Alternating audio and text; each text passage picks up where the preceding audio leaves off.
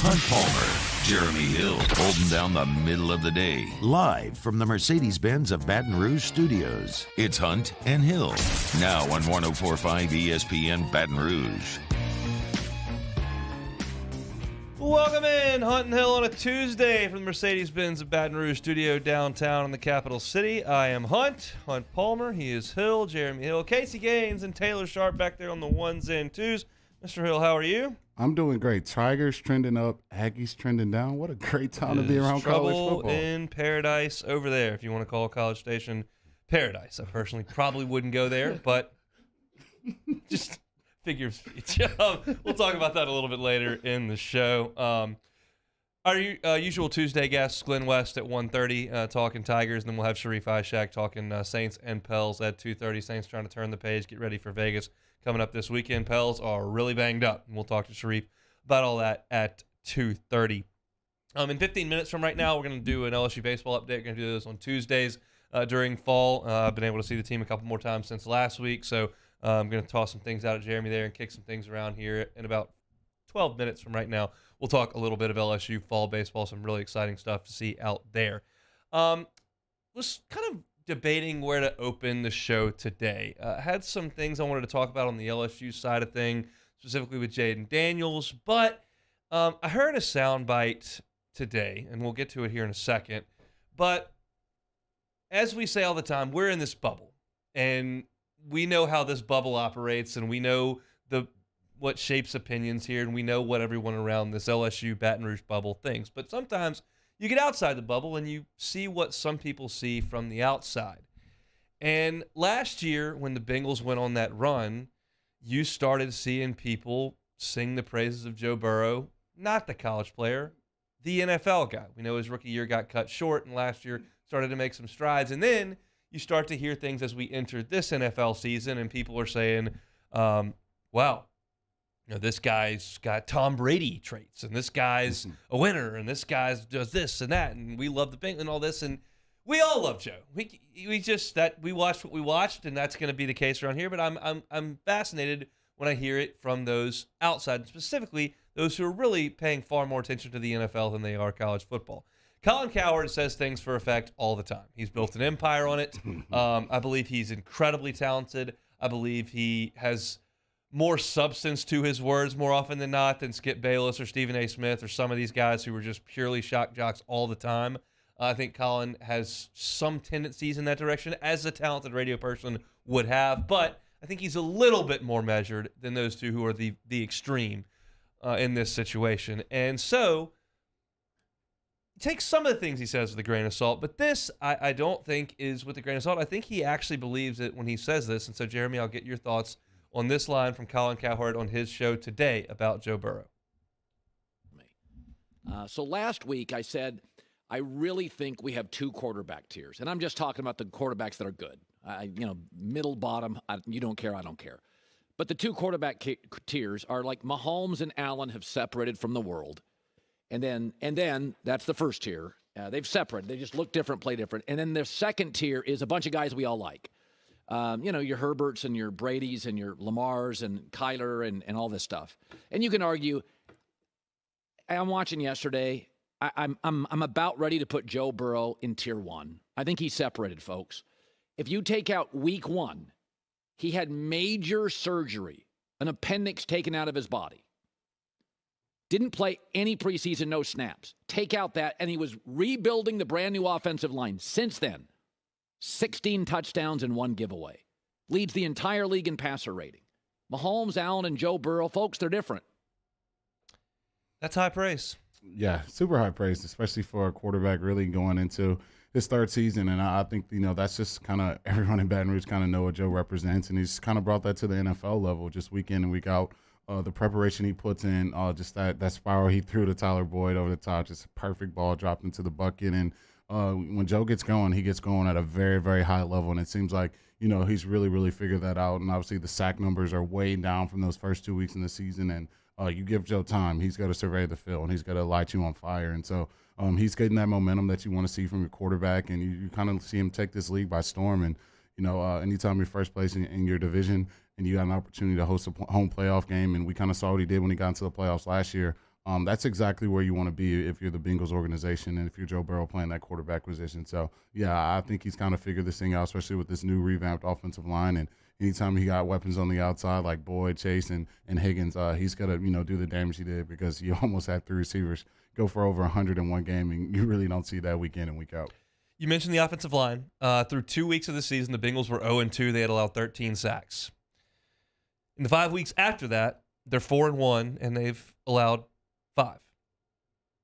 So it's significantly different with the offensive front. And with Burrow, in those games, since week 1, which Cowherd mentioned he had the appendectomy, didn't play in any preseason games, came out and had the turnover game in the opener. But since week 1, he's completing 71% of his throws for 293 yards per game, 16 touchdowns, 1 interception.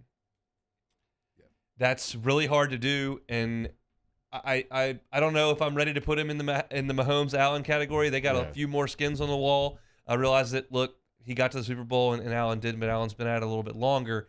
And I don't think that I would say that Joe carried his team the way that Allen did in that game at Arrowhead. Like, that was Josh Allen against the Chiefs, basically, and he was incredible. Burrow had a great receiving core. The defense was playing great at the end of the year. His kicker was awesome, and Joe played really well, and they did it enough. But to hear somebody who has no agenda on our side, is not biased by the LSU thing, and thinks of him in that air is really cool to me to watch a guy from LSU kind of ascend to that level in what is the most important sport in this country. Yeah, it kind of makes you really marvel at just the talent that was on that 2019 football team when you really kind of think about it. You got 2 wideouts that are definitely top 5 receivers in this league, and now you got, people talking about having a quarterback that's in the tier 1 of all quarterbacks in all of football. It's just, you could have walked through that season and, do the damage that they did. But, yeah, that's just the level that Joe's playing at right now. Kind of really figure this thing out. You get into the meat and bones of the season, and you want to, kind of turn things around and really start playing well.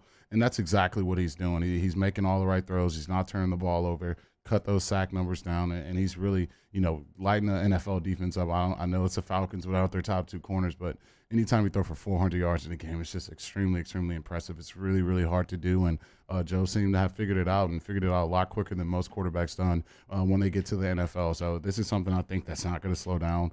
Once kind of Joe gets this thing figured out and starts kind of lighting the world on fire, you kind of see him kind of continue to go that way and continue to kind of put up these big-time numbers. And, no, it's definitely great to see, especially since I picked the Bengals to represent the AFC. There you go. And the insinuation, and we hammered this entering the Saints-Bengals game. In my opinion, the suggestion that there are just thousands upon thousands of true black and gold Saints fans who have disavowed the Saints and are now Bengals fans is asinine to me. Like, that is simply not the case. And there certainly weren't going to be just 20,000 LSU fans flooding the dome, pulling for the Bengals against the Saints. This is a Saints state first and foremost in terms of the NFL. Absolutely 100%. And the Saint fans are not going to ditch the Saints because they're not any good. But I will say this. If the Saints continue to play really bad football and are eliminated from the playoffs here in 3 or 4 weeks, and the Bengals, whose next few games are at the Browns, very winnable game, Panthers at home, very winnable game, at the Steelers, very winnable game, and they get hot and all of a sudden they're towards the top of the AFC, just like last year, the interest level here does absolutely, and people are going to jump on the Bengals bandwagon for the playoffs. They don't replace the Saints, but if the Saints fall off the face of the earth, then it's there. It's there for you to enjoy.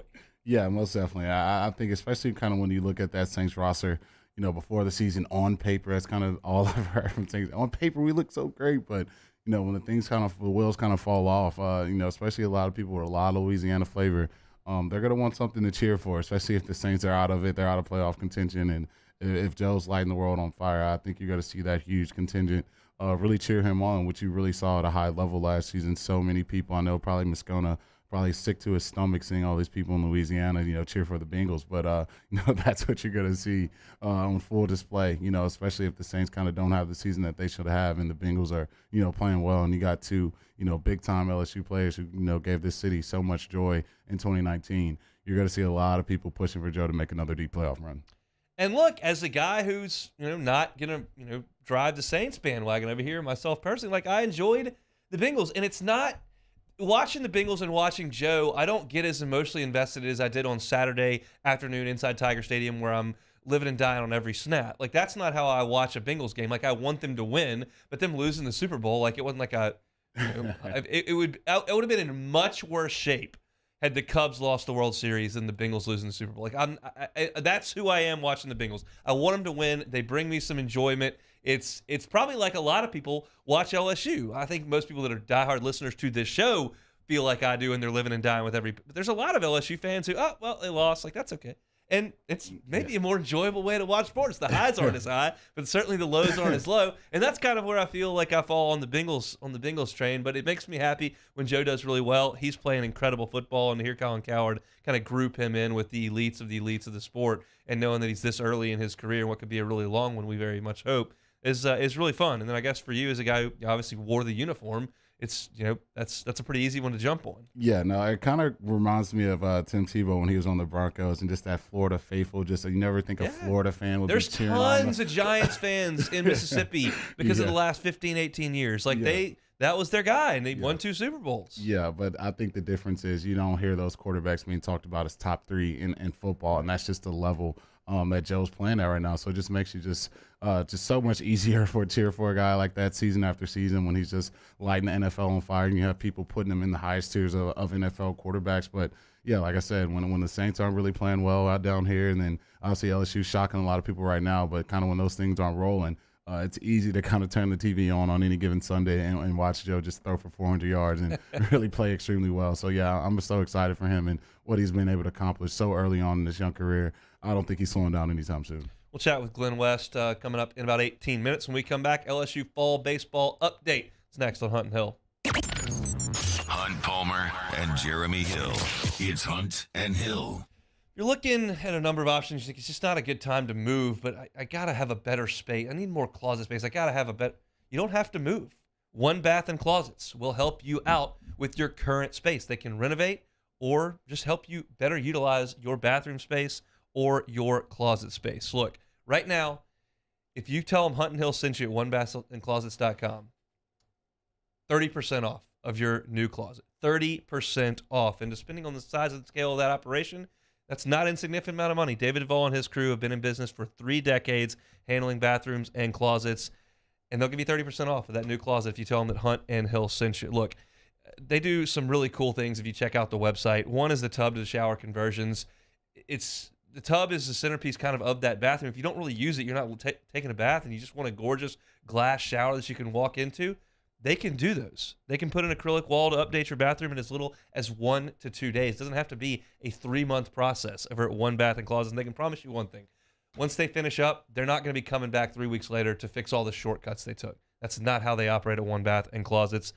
They're going to do it right the first time and leave the competition behind. Call David Duvall and his crew or go to the website, onebathandclosets.com. That is onebathandclosets.com.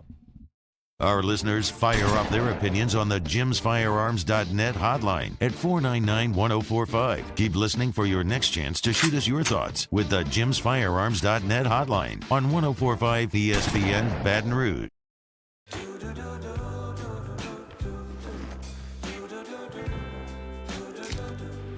I've got that blue sky. I've got that sunshine. Follow us on Twitter at 1045ESPN to cast your vote in the Citizens Bank and Trust poll of the day. Vote daily inside Off the Bench, anytime. Hunt and Hill. And after further review, Citizens Bank and Trust brings you the poll of the day via Twitter at 1045ESPN. Bayou Ford has $10,000 off MSRP plus 2.9% for 60 months on new 2022 Ford F-150s. All new Bayou vehicles come with a 1 million mile powertrain warranty and free delivery. If you need sales or service, the crew at Bayou Ford is going to do right by you. Before we begin any electrical work here, we perform a home safety check that begins at your electrical panel to make sure that you and your family are safe. For all your upgrades, installations, and repairs, call Mr. Electric.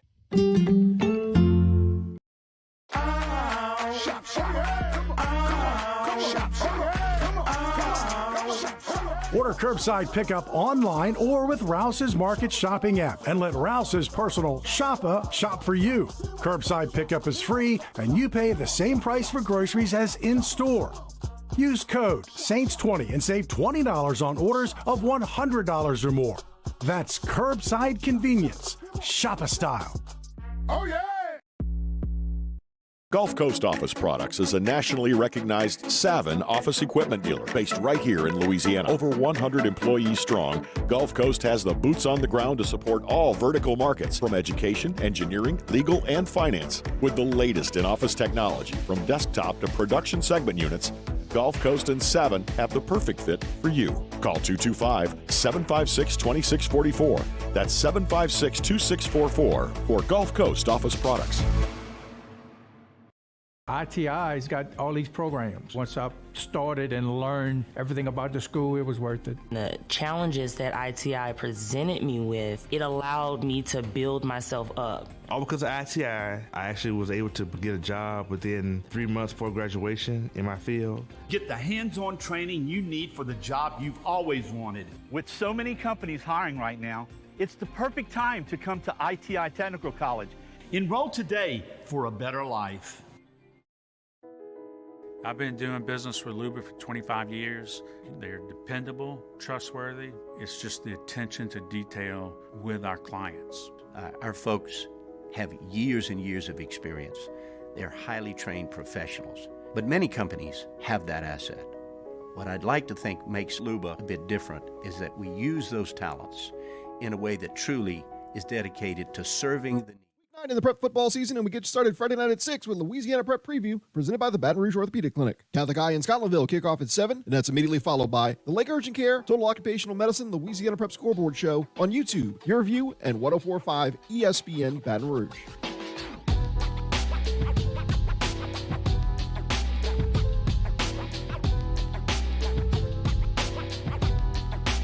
This is Hunt and Hill on 104.5 ESPN Baton Rouge.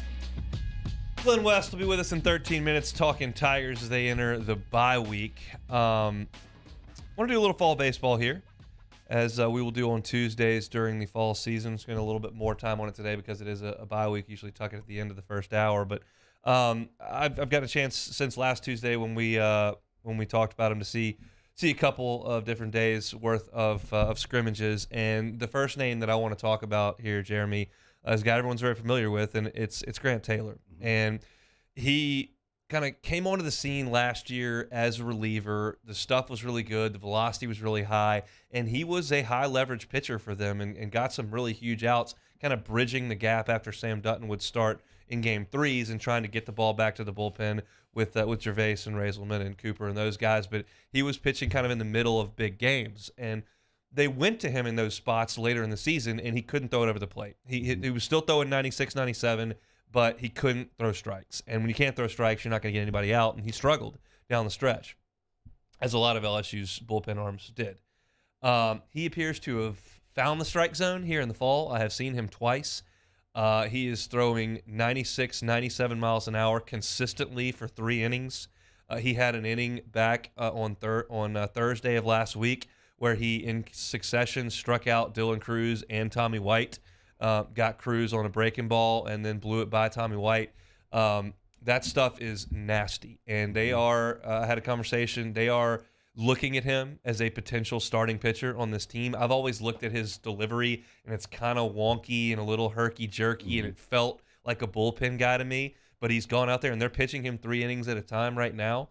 And they are absolutely giving him a look as a starting pitcher, and he'll have an opportunity to continue throughout the fall and into the into the month of January to see if he can earn that spot. But you don't mess around with 96, 97 nasty sliders, and they're not hitting him very much over there at the box. Yeah, no, and that's kind of the leap you expect from a freshman guy who's got a ton of experience last year. In and out of that lineup, and then you kind of get that full off season. You get my man Wes Johnson coming into town and getting you all those MLB tricks that he has up his sleeve, and you've seen him make that leap. And I know it's not like you're pitching against the Duke batting lineup. You're pitching against guys who can really swing the bat. Go in the first round of the draft. Yeah, you're pitching against guys who can really swing the bat, and so you can kind of see the stuff last year. Anytime you see a kid with the velo that he has, and you can really get that control under his belt. I expect him to have a big-time season, and this is just problems that, that are great problems for Jay Johnson to have when you just have so many guys that have great stuff, high velo, and I think Taylor's going to be a big part of this rotation going into the season.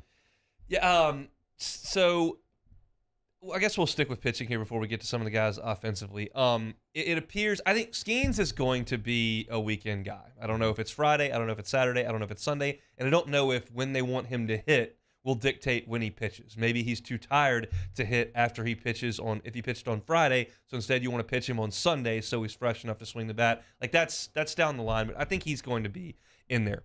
Then you're going to have a few guys battling it out for starting positions in the rotation, and I think whoever may quote-unquote lose out there may go to the back end of the bullpen and help be a closer. Your options there are Ty Floyd, they are Grant Taylor, they are Christian Little, all guys who throw in the mid-90s and have, with Taylor and Little, have established breaking balls. With Floyd, it's starting to come. And so that's kind of, I think, with the high-end guys on your roster, you're looking at, okay, who's my 3 starters? And they will settle on that. It could change, but they're going to try to settle on that. And then whoever's the odd man out there, I think as opposed to going to Tuesday to stretch out, you're going to the back end of the bullpen, and you're going to be our closer. And I wouldn't bat an eye if any of those 3 guys was a closer. I guess the question is, how quickly can they bounce back, and can you use them twice in a weekend? But again, that's for a later day, but that feels like the way things are going.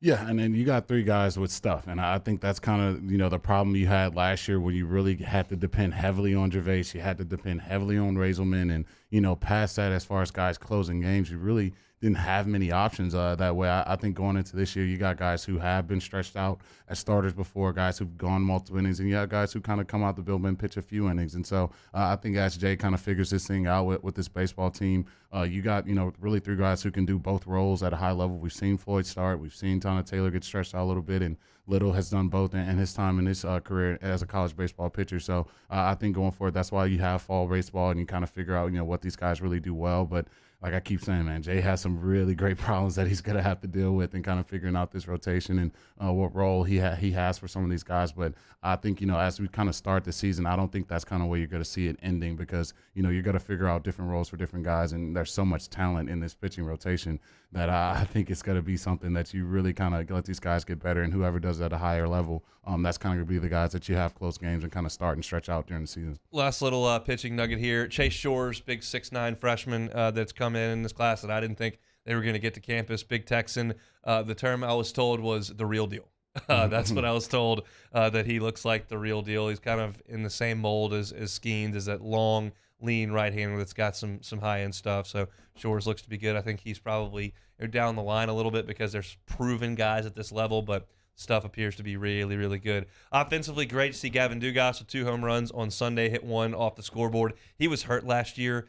This guy, we've seen it. Like, he's actually done it. He hit 19 home runs in a college season. He carried an offense in a regional. He can do that. I think he's a second baseman. They may send him out to left field depending on who breaks through and who's, if Paxton Kling's ready to go, you play him in the infield. If Gavin Guidry's got to be in there, go send him to the outfield, whatever. But he can, if he's healthy, he can be an absolute force in the middle of the lineup. And we may have forgotten about that at some point last year because he was dealing with so much. But it looks like he's hitting the ball right now. Yeah, I mean, you talk about a guy with a world of experience, with a roster with a lot of young and old guys. I think a guy like Dugas can really kind of show that veteran presence when you've just played so much college baseball. You've been in big-time games. You played in postseason baseball, and, those are the guys that kind of figure it out on the back end. And I think anytime you got a utility guy like that who can play the infield and can play the outfield, you can bring him, off the bench and, sub him into the game in big time, plate appearances in the box.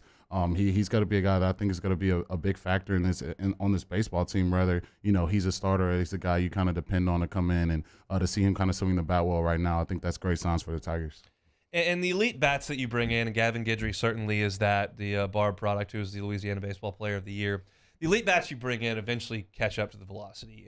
They've seen it. They haven't seen it as consistently as you're going to see. You go to the circuit and you play in the perfect game stuff, and like you start to see 94, 95 like every once in a while. But then you go back home and you play in high school and it's mid to high 80s again, and you're just the best guy on the field. But you don't worry about them getting to the fastball. They will get there eventually. It's the breaking ball stuff off of the fastball that you've got to make sure they can do, because that's what makes you a really good hitter. But I did see Guidry absolutely spin on a mid-90s fastball on Thursday and rip it down into the corner for a double. He runs really well. So the bat speed's really good. I don't worry about him not being able to get to fastballs, but he did get to one on Thursday, and that, to me, is part of it. And he's going to be a guy who's in the mix to be a starter, but he's certainly not locked in. Yeah. And I'm just curious to see how he continues to progress because he's got every tool you would want. Yeah, and I think that's a factor that you didn't really see, especially with Trey Morgan kind of getting banged up with his knee last year. You didn't really have a lot of speed on the bases and a guy that can really, steal second and a guy that can really, play that outfield at a high level and make a bunch of plays. And I know he's going to probably play infield during his time here, but, it seems like a lot of those spots are kind of shored up right now. So, but I think for Guidry, a young player who's just playing so well early on, I know it's just fall baseball. You can't make the world of what's going on here, but, I think all these reps are important for him to kind of, see some of this high velo that you have from this pitching staff and be around so many great bats and kind of just be around those guys. And it seems like, the moment hasn't been too big for him. And I think, you got to find by the end of the season, I think you'll see him in this lineup a lot more than the start of it. It's looking really good over there at the box. We'll be excited to get out there and see him play against McNeese, play against Louisiana Lafayette, and then obviously the Purple and Gold World Series coming up at the end of November. So exciting stuff over at the box. We'll get to it for a segment a week. That's it, and we'll head on right back to football. Glenn West of Go 247 going to join us next on Hunt and Hill. Hold down the middle of the day. This is Hunt and Hill. Reliable Roofing and Construction, ReliableRoofingBR.com. Check them out on Instagram at Reliable Roofing LLC. All your before and after pictures, all their fine work right there, so you can check it out online. Yeah, head over to Reliable Roofing. They're a family-owned and operated residential roofing company. They've been in business since 2008 with 30 years of roofing experience. $1,000 off, always good. $1,000 off your roof replacement in the month of October. Month of October is coming to an end here, but because of breast cancer awareness, Reliable Roofing and Construction wanted to give $1,000 off of their repairs, so they're doing so. So get in right now and tell Lionel that we sent you over there, and they'll make that happen for you. If you are struggling to have your homeowner's insurance placed because your homeowner's insurance carrier backed out of Louisiana and your roof's not in the shape that the new carriers are looking for, Reliable Roofing and Construction, they can do your inspection, they can do your repair, they can do your replacement, they can make sure that you can get that coverage put onto your home after you get a new roof. Reliable Roofing and Construction. Check it all out at ReliableRoofingBR.com. In times of need, get a full list of phone numbers, websites, and other important emergency information on the Demco Stormwatch page at 1045ESPN.com. ITI's got all these programs. Once I started and learned everything about the school, it was worth it. The challenges that ITI presented me with, it allowed me to build myself up. All because of ITI, I actually was able to get a job within 3 months before graduation in my field. Get the hands-on training you need for the job you've always wanted. With so many companies hiring right now, it's the perfect time to come to ITI Technical College. Enroll today for a better life. I am Juliette, daughter of Marguerite, granddaughter of Gabriel Piera. I come from a line of strong women, women who knew struggle and success too. Still, I was scared by my breast cancer diagnosis, but I had Blue Cross coverage, which meant I got care from top doctors. I'm strong like my mother and her mother before her. The right card, the right care.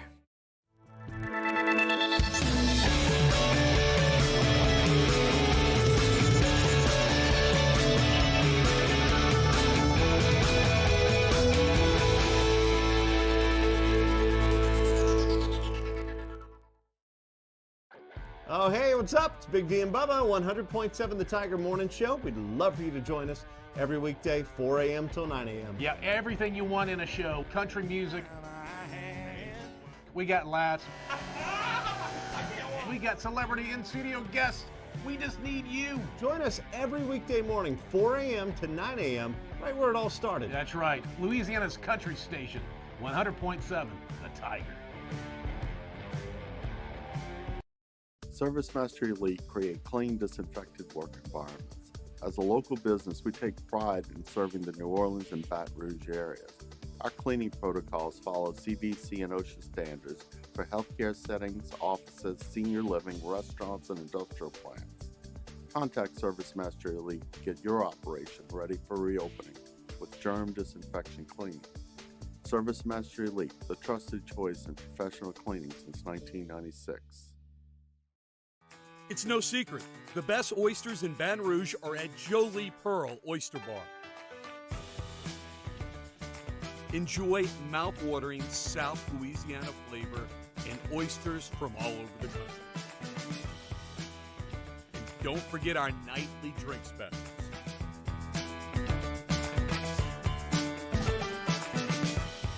Jolie Pearl Oyster Bar, located in downtown Baton Rouge.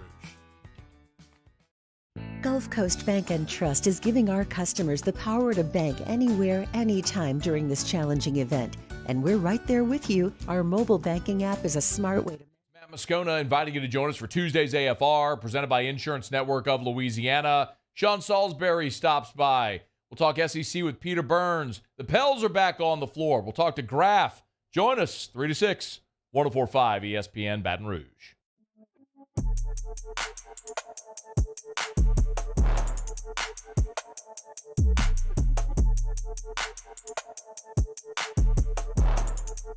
Hunt and Hill, 104.5 ESPN Baton Rouge. Tuesday edition of Hunt and Hill. Talk a little Texas A&M Aggies coming up here in about 15 minutes to close out hour number 1. But for now, let's head out to Jim's Firearms Hotline. That's where we find Glenn West to go 247 each and every Tuesday at 1:30. Glenn, thanks for the time. How are you, sir? Hey, guys. It's the open day. We have stuff to talk about. There's a lot to talk about. A&M, one of them, but we'll talk about the Tigers here. I think the entire question last week was the Florida offensive outburst kind of a product of terrible defense by Florida and just a talented guy playing a good game, or can they build on it? And it appears they built on it on Saturday. Yeah, they certainly did, and I think it starts with Jaden Daniels. I mean, he's been pretty much, I think, the ideal version of what you were hoping to get from him when they were at Arizona State. He's been extremely confident. He's been more aggressive these last 2 weeks.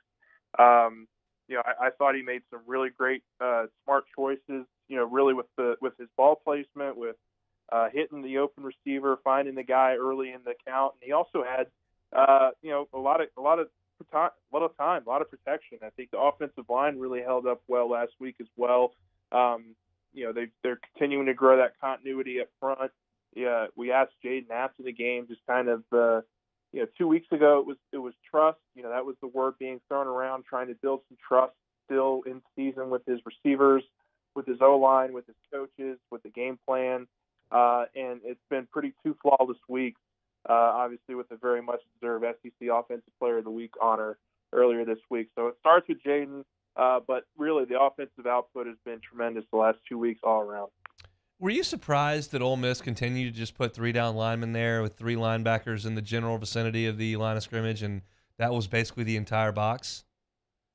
Yeah, I mean, I wouldn't say I was surprised just because LSU had been so effective, moving the ball. I mean, really from the first drive. I know they didn't capitalize, in the first couple of drives there in the red zone like they should have, but they were moving the ball pretty much from the start, and a lot of it had to do with Daniels finding the receivers. I mean, they were pushing the ball downfield. Josh Williams and all them were of course running the ball pretty well also, but I think it kind of started with the pass game, and they were able to really do a great job, kind of spreading Ole Miss out, and I think they were kind of put in a position where they couldn't really afford to stack the box as LSU kind of had all that success on them. So I thought it was really just a more of a indication of how well LSU's offense played than Ole Miss not making the adjustments.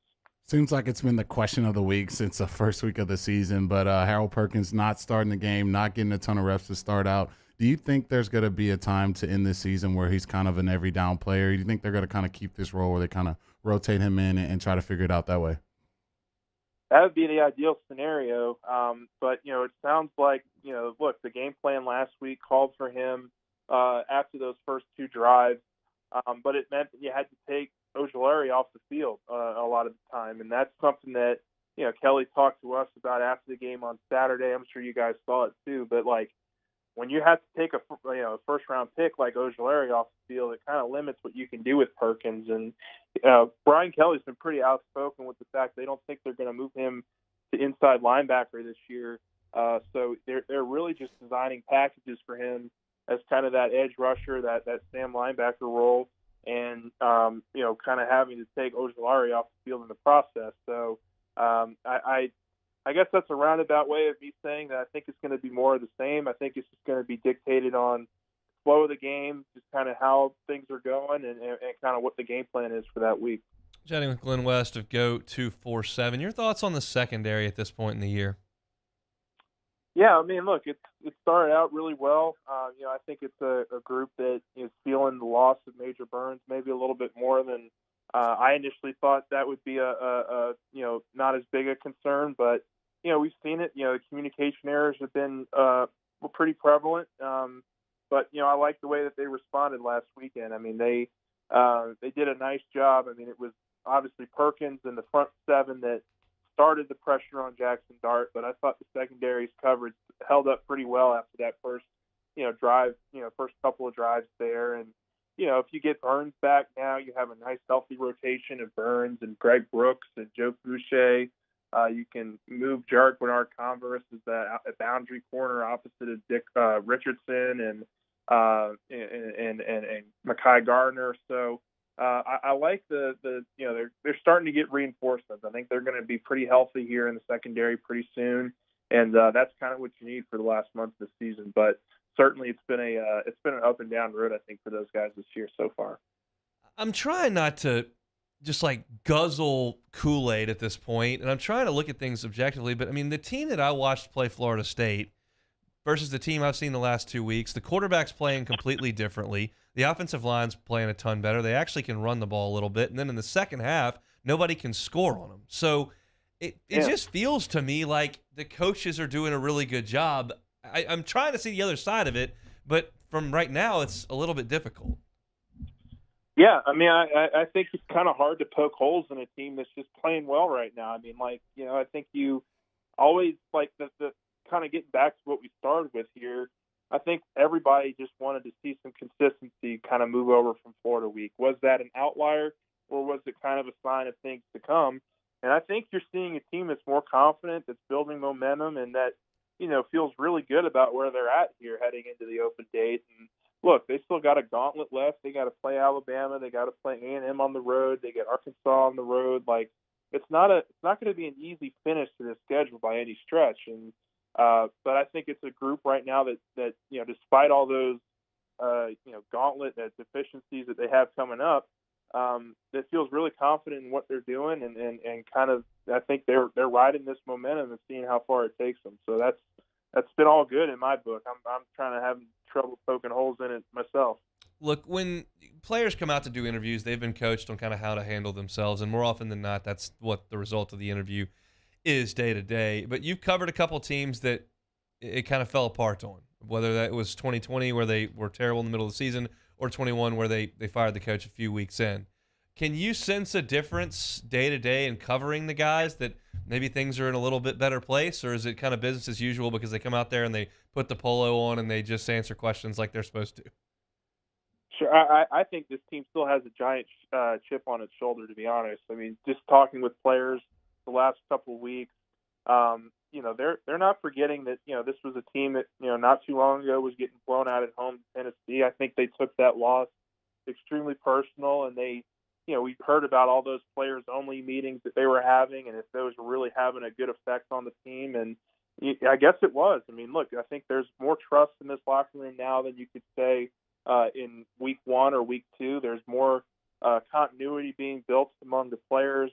I think you're seeing, Coach Kelly told a great story of how Kayshon Boutte really pulled the offense aside at halftime of that game last week and said, it's been a great start, but we got to keep pushing it on, and we got to keep keep building on this thing. And they came out and they were absolutely fantastic in the second half. I mean, that's kind of stuff you weren't getting early in this season. And I think it's just a product of kind of having some success and building on some confidence that maybe you didn't have earlier this year. So, I think these are players that, kind of recognize the moment. They're, tied for first in the SEC West. This is a big opportunity they have in 2 weeks' time to continue building a legacy here to start, Coach Kelly's career. So, I think it's been all positive vibes really the last couple weeks. Anytime you go into a season, it could be a cause for concern to have two freshmen starting tackles, but what do you think their impact has been this season? And also, how do you think they match up with Will Anderson? It's been huge. I mean, you got to start there. I mean, if you had told me or probably told anybody in the media that those two guys would have the impact that they were having at this point in the season, I don't think anybody would have believed you. I mean, they've been that good. They've been all SEC level kind of players for them. And you know, in terms of how they match up against Will Anderson, I mean, Anderson's a different beast. You know, he's going to be a top 3, top 2 pick next year's draft for a reason. He's going to have his opportunities to have some success against Campbell and Emory Jones. But I think the sign of growth that you want to see from those two guys is how they handle adversity. You know, if they get beat early in the first quarter on an Anderson rush, you know, how do they respond the rest of the game? Do they let that get to them, or do they continue to struggle? These are going to be some growing pains you get with freshman tackles, but it's the kind of stuff that helps mold them into, you know, all SEC, all American type players in a year or two because they have that experience. So it's going to be great to trot him out there, I think, against a guy like Will Anderson. It'll be a good test for him. Glenn, enjoy your weekend off. We will see you next week.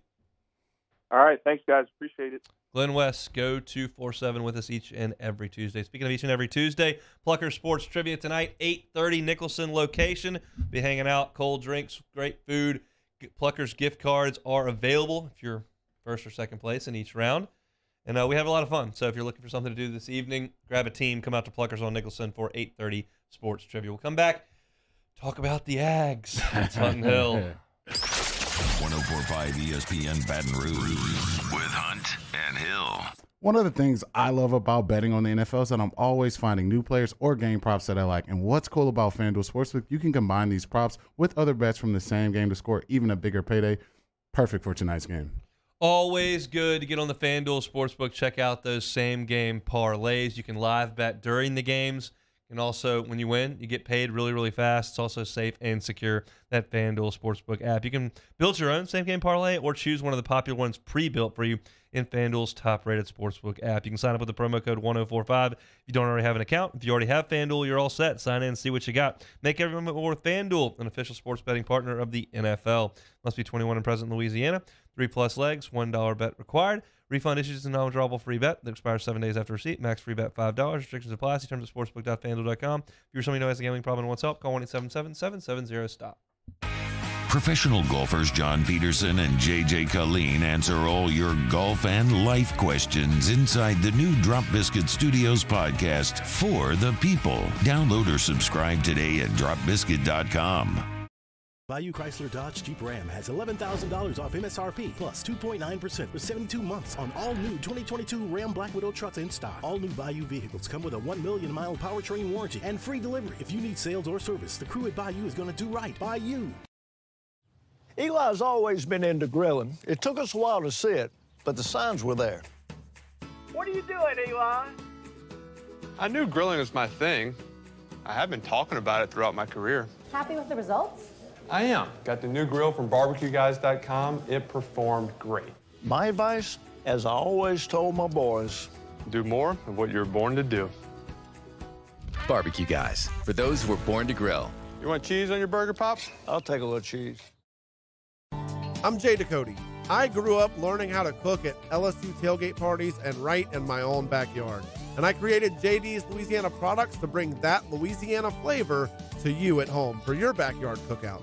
JD's Louisiana barbecue sauce, Louisiana molasses mustard, spicy and sweet barbecue rub, and more are available at your local supermarkets or by logging on to jducote.com/shop. Put in promo code CST for 25% off at checkout.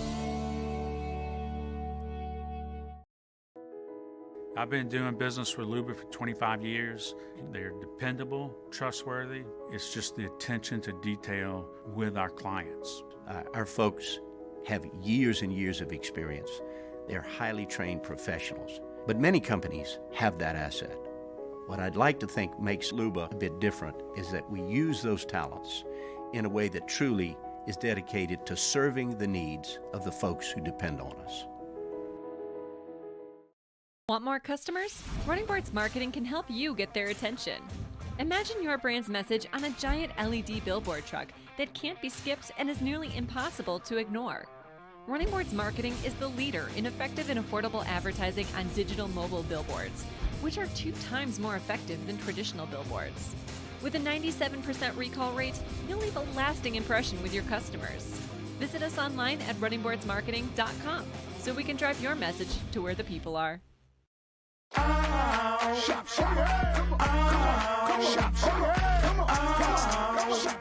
Order curbside pickup online or with Rouse's Market Shopping app and let Rouse's personal shopper shop for you. Curbside pickup is free and you pay the same price for groceries as in-store. Use code SAINTS20 and save $20 on orders of $100 or more. That's curbside convenience. Shopper style. Oh, yeah!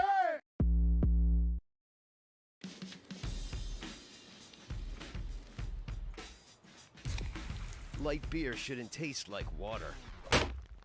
Miller Lite has more taste and only... College football doubleheader this Saturday. First, the #1 Georgia Bulldogs face the Florida Gators in their annual rivalry at 2:30 p.m. Then the Texas A&M Aggies host the Ole Miss Rebels at 6:30 p.m. It's all right here on 104.5 ESPN, Baton Rouge.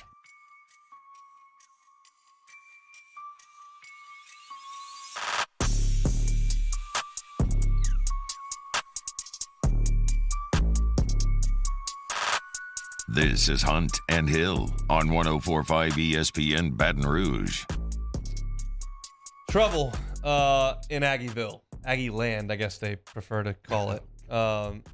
We talked yesterday about how Billy Lucci over there at TexAgs had said that there's a bit of a fractured locker room at times, how things were in a little bit of trouble over there. And then you get a report last night from Lucci, says that Denver Harris, P.J. Williams, and Chris Marshall, Harris a 5-star, Chris Marshall a 5-star, P.J. Williams a 4-star, suspended indefinitely for a quote-unquote locker room incident. Additionally, on Monday afternoon, L.J. Johnson, second-year running back who's a 4-star, was not at practice. Doesn't seem like he's going to go back to practice. So, look, it's not good. I mean, Denver Harris has been at A&M for a semester. He has, one, gone on Facebook Live and live streamed to the internet himself flying through a parking garage at 50-something miles an hour or something at night. He has missed curfew for the Miami game and got suspended for it. Now has had a locker room incident and is suspended indefinitely. That, if you're counting at home, is 3 Aggie victories and 3 massive screw-ups by their 5-star safety. It's crumbling over there, and it's fixable, but it's not easy. It's fixable. I mean, it can happen, but it's not easy. In this, climate of college football, I don't know, man. Like, the portal is just so viable for all of these players, and, if the grass is greener on the other side, they're going to jump on that grass and get it to it as quick as possible, and it seems like the sky is falling in College Station right now. It's like, what can go wrong will go wrong. And we kind of just look at this season as a whole. It just has not been great. It has not been consistent, whether it's the play calling, whether it's the defense just getting gashed by App State. You got players off the field just doing things that you shouldn't be doing, especially if you're a number 6 team in the country, challenging for the SEC West and trying to go do something special. They've missed the bar just so badly. It's just not even remotely close to a team that had the expectations going into this season, especially when you got the 10-year national championship coach and you got this #1 recruiting class and everything is going in the right direction for our Aggies and all this money being pumped into the program. Everything's going wrong. And you got all the fans on TexAgs really trying to put this thing together and realize and trying to figure out, like, what happened, like, why are things so bad? And I think this team would be 3-4 to this point in the season with the schedule they play. There's no way you should lose on the road to South Carolina. No way you should lose at home to App State. And just some of the games you've lost and have an opportunity to beat Bama with 1 yard and just couldn't do that. It's just what has gone wrong is just, hasn't changed, and I don't really see him getting any better, especially when you kind of look at the players in the locker room and all the dissension there. And really, Jimbo really has his hands tied with this because these players are the guys you really have to depend on. It's not like it's the walk-on from, Houston, Texas doing something on the team. These are the 5-star guys that you're depending on, and now you're having to suspend these guys. You mix that in with losing 2 starting offensive linemen with a quarterback who is just not very good. And hurt. It's very bad right now for the Aggies. It's and look, the internet is running wild with every rumor they can possibly have. There's tweets going up, and again, this is an opinion talk show, so we don't have to report facts. We can just discuss things freely. But I'll give my thoughts on it. The internet is running with this story, rumor, whatever you want to call it, that these 3 guys are smoking weed in the locker room before the game. That's really difficult for me to believe. At first glance, when I read that, my initial instinct to go, that's the most ridiculous thing I've ever heard. If you do that, you have a 100% chance of getting caught. 100%. You realize blowing smoke clouds that smell in a small away locker room is going to immediately be picked up. Immediately. Yeah. So I don't believe that. If it comes out that that's what happened and someone reports it and they write a story, we'll talk about that in a little bit more serious tone. That one's tough for me to believe. I mean, to me, that goes down to the respect you have for the program and the respect you have for the head coach. And I thought, we didn't pay these players. They just love the Aggie culture. They love this great coaching staff. Smoke weed in the locker room. Awesome. Yeah, so that just goes to show me, like, anytime players are bold enough to do something like that, no, it's allegedly. Let's start there. Yeah. Allegedly do something like that. That just goes right to the respect they have for the program, respect they have for the head coach, and kind of just where the season is for that football program. If they're flying high, undefeated right now, maybe 1 loss, leading in the SEC West, I don't think any player would dare, do something like that. But when kind of the rails fall off and, what is there to lose? We're going to lose another game. We just lost to South Carolina. What is there else to do? And so, like I said, with the portal being so viable, everyone's kind of coming for Jimbo's head right now. I mean, to me, like, I could see something crazy like this happen. I mean, guys are Instagram living them speeding in a parking garage. Like, what's next? Not just doing it, which is stupid. Literally broadcasting it on the internet as you do it. That is really special. And so, again, if you're keeping score in College Station, 3 offensive linemen out for the year, 2 of which were starters. 2 of their million 5-stars from this class suspended indefinitely. 1 of them for the 2nd time this year, as well as a 4-star from that class suspended indefinitely. I don't know what they did. I don't know how long they're going to be suspended. I don't know if they're going to be there to play against LSU or not. The fact is that the bad news continues to come, and they're not guaranteed another league win. I mean, I think they're going to beat Auburn, and it would not surprise me if they got A-Chain going against an Ole Miss defense that refuses to put 7 guys in the box, and they beat Ole Miss. I'm probably not going to pick it that way, but it wouldn't. That they need something good to happen over there because, 1, this recruiting class isn't going the way that they thought it was. 2, they've got guys getting suspended. 3, guys are getting hurt, and they're losing a ton of football games. And there's just, you had all this momentum built up. You were riding a win over Alabama, even though the rest of your schedule was a disaster last year. And now you're losing a bunch of games. Your recruiting class is not great, and every single headline around the entire program is negative. It is beyond toxic over there. Yeah, I know you said Jimbo could fix this, but I mean, I said it's possible. You kick a bunch of guys out, you go to the portal, and you recruit some new guys in there, and you get them to buy into what you're doing. Plus, you rip the offensive system from the studs out and put something new in. Like, it's literally possible there.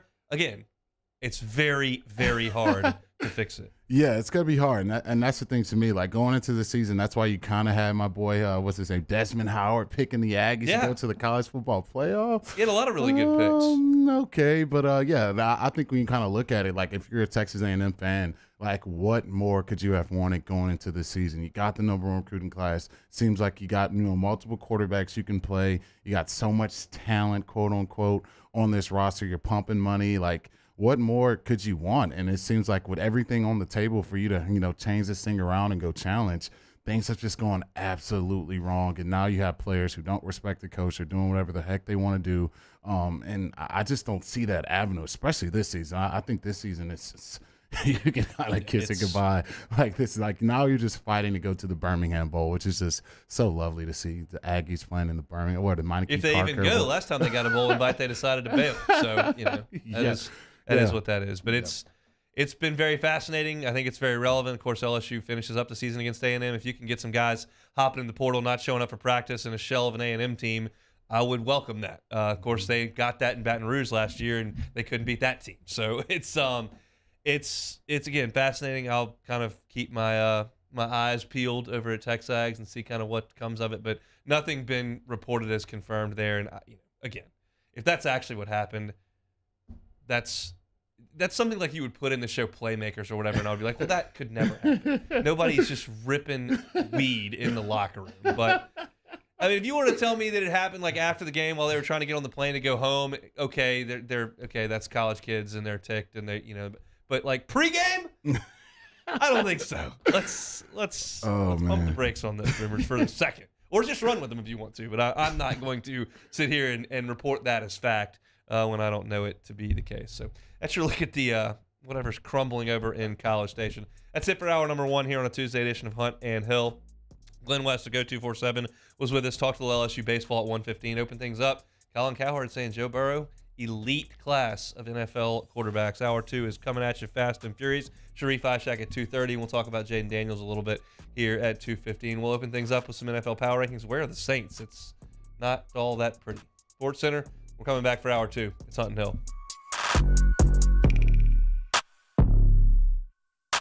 Bayou Ford has $10,000 off MSRP plus 2.9% for 60 months on new 2022 Ford F-150s. All new Bayou vehicles come with a 1 million-mile powertrain warranty and free delivery. If you need sales or service, the crew at Bayou Ford is going to do right by you. At Auctioner, we know healing is a team sport. That's why we've partnered with world-renowned orthopedic surgeon Dr. James Andrews to create the Auctioner Andrews Orthopedics and Sports Medicine Institute. Whether you're a professional athlete or a weekend warrior, our team of specialists are dedicated to getting you back in the game. So whatever your reasons are for reaching your personal best, we've only got one: you. Auctioner Andrews Institute. Long live you. Gulf Coast Office Products is a nationally recognized Savin office equipment dealer based right here in Louisiana. Over 100 employees strong, Gulf Coast has the boots on the ground to support all vertical markets, from education, engineering, legal, and finance. With the latest in office technology, from desktop to production segment units, Gulf Coast and Savin have the perfect fit for you. Call 225-756-2644. That's 756-2644 for Gulf Coast Office Products. ITI's got all these programs. Once I started and learned everything about the school, it was worth it. The challenges that ITI presented me with, it allowed me to build myself up. All because of ITI, I actually was able to get a job within 3 months before graduation in my field. Get the hands-on training you need for the job you've always wanted. With so many companies hiring right now, it's the perfect time to come to ITI Technical College. Enroll today for a better life. I've been doing business with Luba for 25 years. They're dependable, trustworthy. It's just the attention to detail with our clients. Our folks have years and years of experience. They're highly trained professionals, but many companies have that asset. What I'd like to think makes Luba a bit different is that we use those talents in a way that truly is dedicated to serving the needs of the folks who depend on us. Oh, hey, what's up? It's Big V and Bubba, 100.7 The Tiger Morning Show. We'd love for you to join us every weekday, 4 a.m. till 9 a.m. Yeah, everything you want in a show. Country music. We got laughs. We got celebrity in-studio guests. We just need you. Join us every weekday morning, 4 a.m. to 9 a.m., right where it all started. That's right. Louisiana's country station, 100.7 The Tiger. ServiceMaster Elite create clean, disinfected work environments. As a local business, we take pride in serving the New Orleans and Baton Rouge areas. Our cleaning protocols follow CDC and OSHA standards for healthcare settings, offices, senior living, restaurants, and industrial plants. Contact ServiceMaster Elite to get your operation ready for reopening with germ disinfection cleaning. ServiceMaster Elite, the trusted choice in professional cleaning since 1996. It's no secret. The best oysters in Baton Rouge are at Jolie Pearl Oyster Bar. Enjoy mouth-watering South Louisiana flavor and oysters from all over the country. And don't forget our nightly drink specials.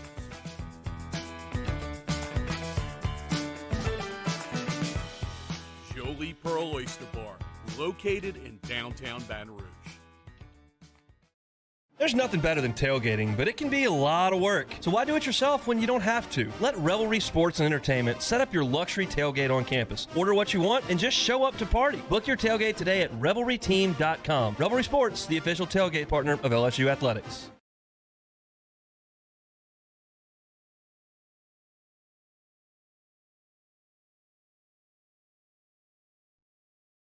This is SportsCenter.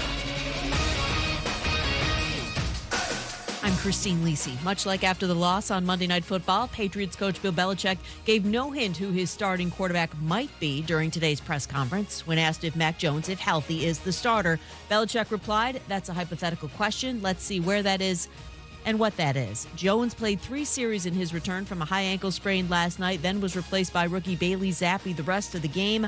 New England should stay with Zappi, advises ESPN's Dominique Foxworth. You got to see what you have with him. I think Mac Jones, we all thought he was like a high floor, low ceiling type of player, but it seems like the floor has gotten lower on them. So I would love to give Bailey Zappi a little bit more time. I think we know what the tip top of Mac Jones is going to be, and we don't know what that is for Bailey Zappi right now. So let's figure that out. New England visits the Jets on Sunday. The NFL said today their review found that 2 officials in uniform were not asking Buccaneers receiver Mike Evans for an autograph in the tunnel after Sunday's game against the Panthers. NBA injured Pelicans forward Zion Williamson, Herb Jones, and Brandon Ingram are all out tonight against the Mavericks.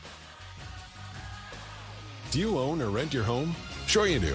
Fortunately, Geico makes it easy to bundle your home and car insurance. It's a good thing, too, because having a home is hard work. Go to geico.com, get a quote, and see how much you could save. Geico.com. Easy. 1, 2, 3. Hunt and Hill. Hunt Palmer, Jeremy Hill, holding down the middle of the day. Live from the Mercedes-Benz of Baton Rouge studio, it's Hunt and Hill. Now on 104.5 ESPN Baton Rouge.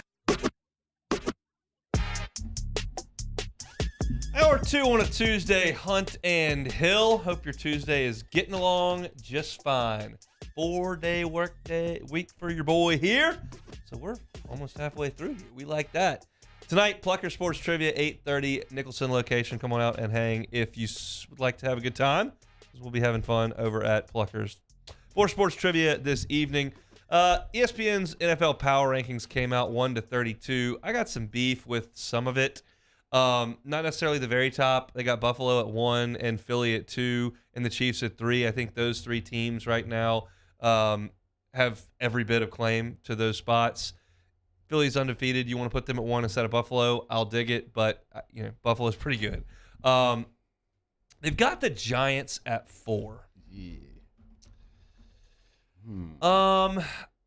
I can't go there. I can't go there. They got the Vikings at 5, Cowboys at 6, Ravens at 7, Jets at 8, Bengals at 9. I realize the Bengals are 4-3. The record is what it is, but considering the way the start they got off to, like we talked at the top of the show, and how they've played the last 5 weeks when they're 4-1, and Joe's been as good as anybody in the league. Plus, they haven't allowed a single second-half touchdown the entire year. First team since 2000, the Ravens, to do that at this point in the season. I think the Bengals are better than the Jets and the Vikings and the Giants. Look, when I look at this, but the record doesn't say that. Yeah, I mean, when I look at this Giants team, like I said, I'm going to need a solid 13 weeks from them, because you look at some of their wins. They have a win over the Titans. They won by 1 point against the Titans. They have a win over the Panthers. They won by 3 points. A win over the Bears. A win over Packers. The Bears were lit last night. Oh, okay. Bill, trouble. They have a win over a struggling Packers team. They beat Trevor Lawrence. The Jags are T-Law. back. No, they're not back. And they beat a 4-3 Ravens football team. So, I just don't see it yet. I mean, they beat a bunch of average to bad football teams all season, and they, really skeeved out with their lives in a lot of those games. So I'm going to need a lot more if I put the Giants in the top 5 in all of NFL football as a team, because normally if you're a top 5 team, you're making a deep playoff run and you're challenging for a Super Bowl. I just don't see that with the Giants. And For me, like I think the Bengals, they kind of did it last year. They know what it's like. Obviously, they've had those kind of hurdles to start this season, and even in those games where they, really lost. I mean, they should have beat the Pittsburgh Steelers. They missed an extra point. They missed a field goal to win the game, and then even in Dallas, they tied that game up down the stretch. And my man Gordy's cousin made a big time drive to win that game, but they really could easily be that Steelers game stinks out loud. He had 3 chances to win that game and couldn't get it done. Yeah. So the question is, where are the black and gold in these power rankings? And it is not pretty. New Orleans Saints 26 in these power rankings. Catherine Terrell, former Rebel League cohort of mine, writes this: Saints have a -10 giveaway takeaway ratio and has been intercepted only 1 pass the entire season. Their 7 fumbles and 9 team interceptions are worst in the league, and they've turned the ball over at critical times. Andy Dalton's 2 first-half pick sixes against the Cardinals turned a tie game into a hole they couldn't escape, an eventual loss. Just one of the many games where turnovers defined the eventual outcome.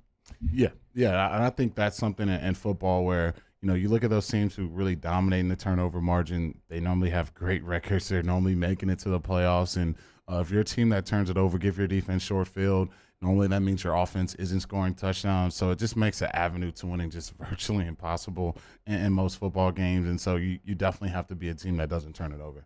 And the good news for the Saints, I guess, is if you're just one game out, and if you listen to Matt's show yesterday, he's like, okay, do we have to have this discussion of can the Saints make the playoffs? They've been absolutely putrid every game they've gone out there, and it's their 2-5, and can we even have the discussion? And he basically said, yeah, we have to until we can't anymore, because that's the way the league goes. The good news is the Raiders are up next, and they're 23rd in these power rankings at just 2-4. They're right up by Paul Gutierrez. Josh Jacobs has rushed for 441 yards and 6 touchdowns in the last 3 games, 6 yards per carry in that time.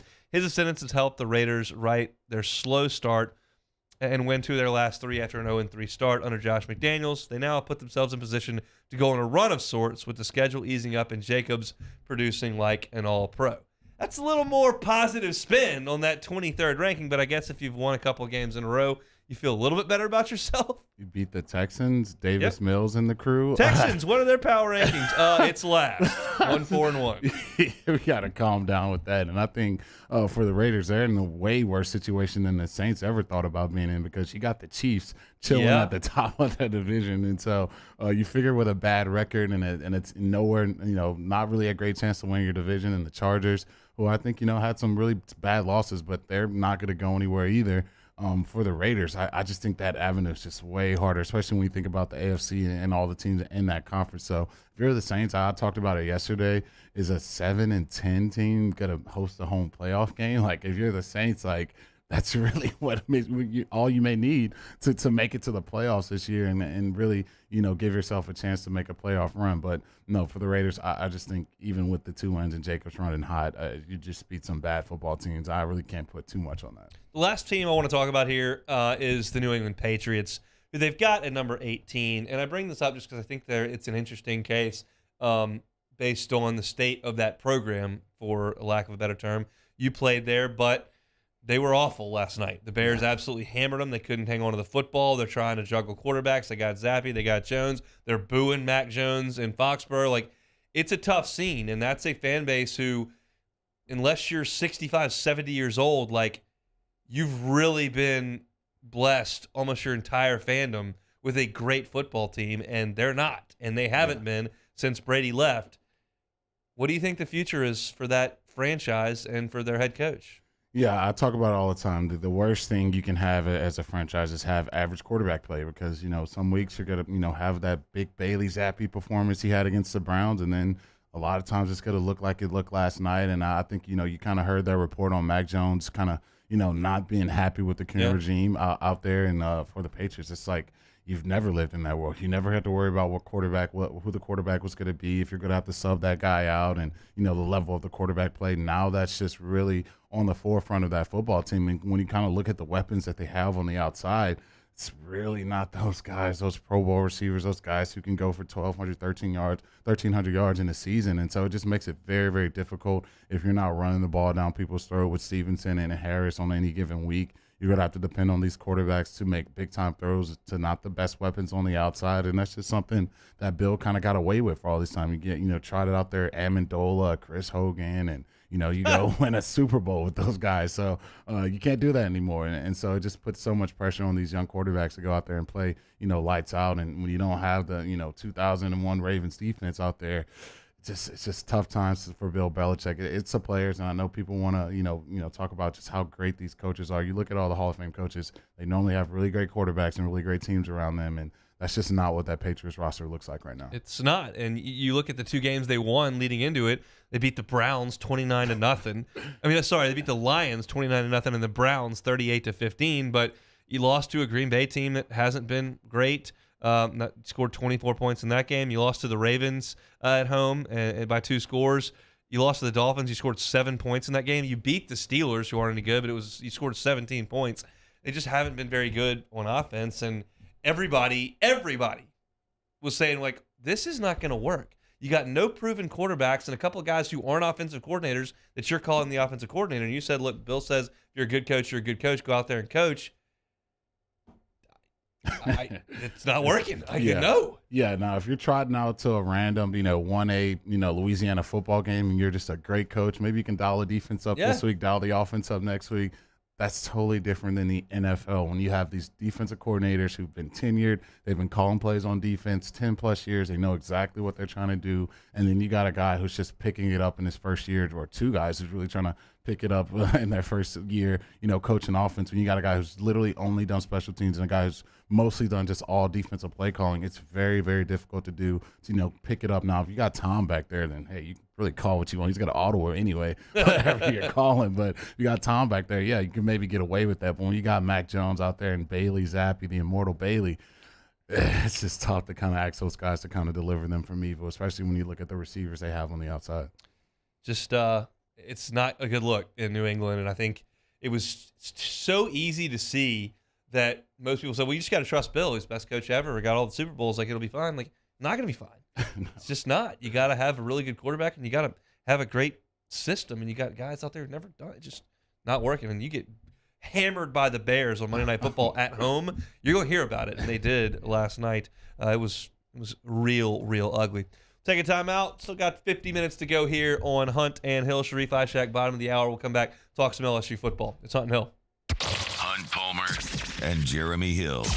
It's Hunt and Hill. LWCC is Louisiana Loyal, elevating and celebrating champions of Louisiana in October. Our champion of Louisiana is Fresh Junkie Racing. Yeah, Fresh Junkie Racing is a group of racing enthusiasts that have taken their love of running and built a business providing citizens from across the state a way to get moving and stay moving. Created by athletes for athletes, Fresh Junkie Racing hosts world-class road racing events and triathlons right here in Louisiana, welcoming crowds from across the globe to experience this place we call home. Turkey Trot coming at you in Covington and Baton Rouge on Thanksgiving morning, and get signed up for those races.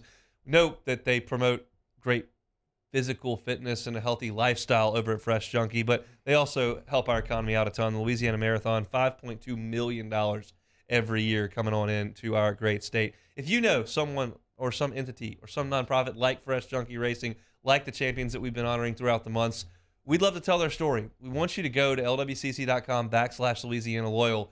Go there, nominate somebody so that LWCC can make a look at it. And if their story is worth us telling, we're happy to do it right here on Hunt and Hill. Fresh Junkie Racing, your champion of Louisiana in October. LWCC is Louisiana Loyal. Our listeners fire off their opinions on the jimsfirearms.net hotline at 499-1045. Keep listening for your next chance to shoot us your thoughts with the jimsfirearms.net hotline on 1045 ESPN Baton Rouge. There it is, the extra mile. On the border of expected and extraordinary for those willing to go further. Like vans customized for work or play. With safety and tech to keep you connected. Supported by a 5-star sales, service, and finance team. And backed by the 1-star you know. So go the extra mile. It's never crowded because so few have what it takes to go there. Mercedes-Benz Vans. Eli's always been into grilling. It took us a while to see it, but the signs were there. What are you doing, Eli? I knew grilling was my thing. I have been talking about it throughout my career. Happy with the results? I am. Got the new grill from barbecueguys.com. It performed great. My advice, as I always told my boys, do more of what you're born to do. Barbecue Guys, for those who were born to grill. You want cheese on your burger, Pops? I'll take a little cheese. I'm Jay Ducote. I grew up learning how to cook at LSU tailgate parties and right in my own backyard. And I created JD's Louisiana products to bring that Louisiana flavor to you at home for your backyard cookout. JD's Louisiana barbecue sauce, Louisiana molasses mustard, spicy and sweet barbecue rub, and more are available at your local supermarkets or by logging on to jducote.com/shop. Put in promo code CST for 25% off at checkout. I've been doing business with Luba for 25 years. They're dependable, trustworthy. It's just the attention to detail with our clients. Our folks have years and years of experience. They're highly trained professionals. But many companies have that asset. What I'd like to think makes Luba a bit different is that we use those talents in a way that truly is dedicated to serving the needs of the folks who depend on us. Want more customers? Running Boards Marketing can help you get their attention. Imagine your brand's message on a giant LED billboard truck that can't be skipped and is nearly impossible to ignore. Running Boards Marketing is the leader in effective and affordable advertising on digital mobile billboards, which are 2 times more effective than traditional billboards.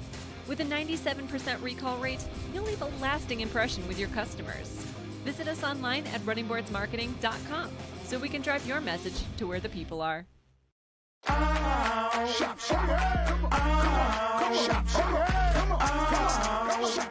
Order curbside pickup online or with Rouse's Market Shopping app and let Rouse's personal shopper shop for you. Curbside pickup is free and you pay the same price for groceries as in-store. Use code SAINTS20 and save $20 on orders of $100 or more. That's curbside convenience. Shop. Jimmy out and Mike Delicano for the Tuesday evening edition of Game Time, presented by Bet Rivers. We're at Mike Anderson's on Lee, just off of Nicholson. That's Game Time, presented by Bet Rivers, 6 to 8 p.m. on 104.5 ESPN Baton Rouge.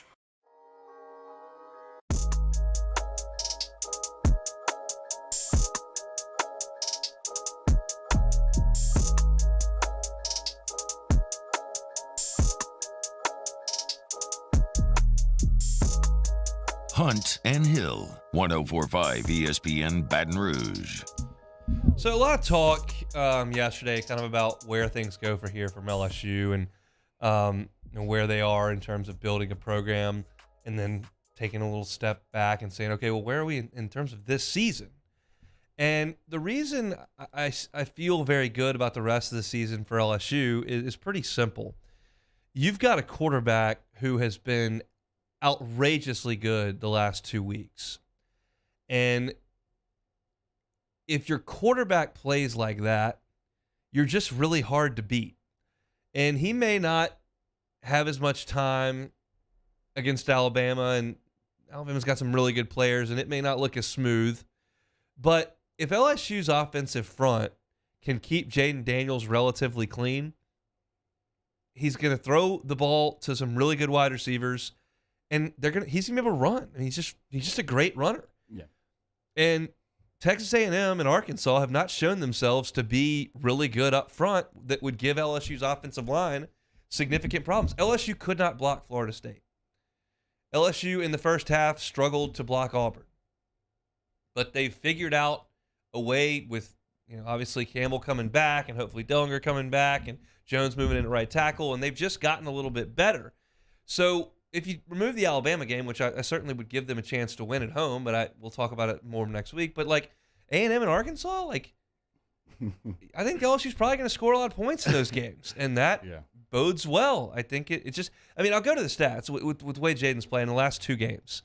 He's completing 73% of his throws. He's 44 out of 60 for an average of 299 yards per game. So right at almost 600 yards in the 2 games. 5 touchdowns, no picks.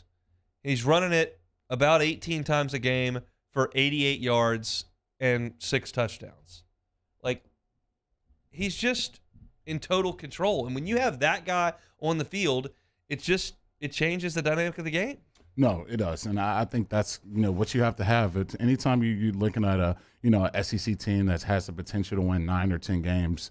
Unless you're one of those old Les Miles, toss dive left, lead right, no, every single play, you got to have that quarterback, especially if you're in a spread offense. And I think that's what they have with Jaden now. It seems like just a completely different quarterback than we kind of saw in that second half at Auburn and then a lot of that Tennessee game. He's kind of figured this thing out, and he's been able to use his legs and also his arm at a very, very high level. And so when you look at that Arkansas defense who's given up a lot of yards, and you look at the Aggies who've just lost to Spencer Rattler, J.D. Flies is on a completely different level from those two guys, especially the way he's been playing these last 2 weeks. And so, no, we're going to skip over Bama a little bit and talk a little more about that next week. But, forecasting forward and kind of looking at those defenses, if this version of LSU is going to trot on the field, I mean, they just scored 45 points. I don't see how they just totally stifle this offense and hold them to 18 or hold them to 17. I think they can go up and down the field, especially when I keep saying it. You look at the weapons on the outside. Jaden threw, a punt to Jure. He goes back and catches it, for a touchdown. And when you give those guys those vertical chances down the field, and you look at BTJ, you look at Kayshawn, you look at Malik, those guys are going to go get the ball. And so to me, you have the best receivers. When you kind of look at the Aggies receiving core to LSU's, even look at Alabama's receiving core, I think LSU just has the better receivers. And now they have a quarterback that's playing some of the best college football in the country right now. And so looking at that Arkansas defense, looking at the Aggies, I think that won't be a huge task, especially where the offense is playing these past few weeks. And what would suggest in any of the games that he's going to go out there and throw 2 picks? Like, you haven't seen that. We have 2 months of watching, and we've seen him throw 1 interception. It would be wildly out of character for him to put the ball in harm's way 2 or 3 times in one of these games coming up. Yeah, no, it's just haven't happened. And I think, we laughed and joked kind of about that 1 interception he threw against Tennessee. But, even after the fact, even after that, he just hasn't thrown those plays. Like you watched Dart last week, he could have easily had 4 interceptions in that game. Jaden is the exact opposite. I'm trying to think all season where, a defender's just dropped an interception or he just got really, really close for a defender intercepting the ball. He just doesn't do that. He either gives his receivers opportunity to make plays or, he's pulling it down and really doing a ton of damage with his legs. And when you factor in both of those things together in any given college football Saturday, it's very, very difficult to deal with, especially when you can kind of hand it to Williams and he's eating up 4 or 5 yards a touch. And now you got Goodwin back in the fold who's got to get another week off to kind of get a little more healthy. It's a totally different offense than we kind of watched in that season opener against Florida State. And then you look at, what the motivation level, what the state of the program with the teams LSU is going to play down the stretch is going to be. Alabama is going to be sky high, fired up, focused, fresh, coming off a bye. You're going to get their best shot. That's what we're used to. That's what we get. That's just part of it. But you look at Arkansas. This season has not gone the way they thought it would, especially after you started it out with really 2 impressive wins over Cincinnati and South Carolina. Then you turn around and lost 3 in a row, A&M, Bama, Mississippi State. You weren't even close to competitive in that game in Starkville. You got a little bit healthier. KJ came back, and you beat Arkansas. However, they're going on the road to Auburn this week. And I would pick them to win that game. I will pick them to win that game, but we'll see what happens. They better. And then they have this goofy little game. I don't know why they're going to BYU in the middle of October, and I don't know why they're playing Liberty here either. I don't think it's a great idea because Liberty's pretty decent. And if they lose to Liberty, which they could, all of a sudden you're getting a team that's not very sure of itself, a fan base that's panicking because everything that they had built up over 2 years may be kind of eroding away. Again, I'm trying to predict the future here, and maybe they smash Auburn and then take care of Liberty, no problem. And then you're getting a team that's all of a sudden won 3 games in a row, and it changes a little bit. But we talked about the psyche that A&M may have, and I was curious what Arkansas may have. Liberty ain't that's not Southeastern Louisiana. Mm-hmm. That's not Rice. Like, they can play. I mean, they do got a really, really great play caller. One of the best play callers. But Liberty's 7-1 right now. Yeah, but I think for Arkansas, and their one loss was to Wake by a point. By the way. Yeah, I think for me the biggest concern for Arkansas is that this LSU rush defense is a lot better than advertised. I know you got that Tennessee kind of blip on that radar, but you kind of look at the season as a whole. It's very, very difficult to just hand the ball up the middle and just gash this defense. And I think that's kind of, what Arkansas has made their bread and butter on all season long. And that's just hand the ball out to Sander, and he just goes for, 10 yards a clip and 6 yards a pop and, breaking off these big-time runs. And so you look at that matchup against LSU and kind of the receivers Arkansas has on the outside, it's going to be very similar to this Ole Miss game. If they slow that rushing attack down and kind of force KJ, who literally just came into Death Valley last year and didn't light the world on fire, I just think this defense just is a lot better to this point than kind of what he faced. I love that matchup. And so, no, they still have a lot of work to do for an Arkansas team who was really, you look at the head coach, look at their coordinators, you just thought they would have a lot more success this season, and the help they got in the transfer portal. It just has not been that way. So, I'm kind of loving that matchup for LSU against Arkansas, especially, if Liberty can kind of do some damage against them. Liberty beat BYU 41-14 on Saturday. So, I mean, it's we saw that BYU defense against Arkansas. It was wind sprints for the Hogs. We realized that BYU's not great on defense, but Liberty owned them in that game. Now, A&M, as far as psyche goes, when LSU gets them, you've lost 3 in a row. You got Ole Miss this week. Then you got a home game against Florida. You're at Auburn.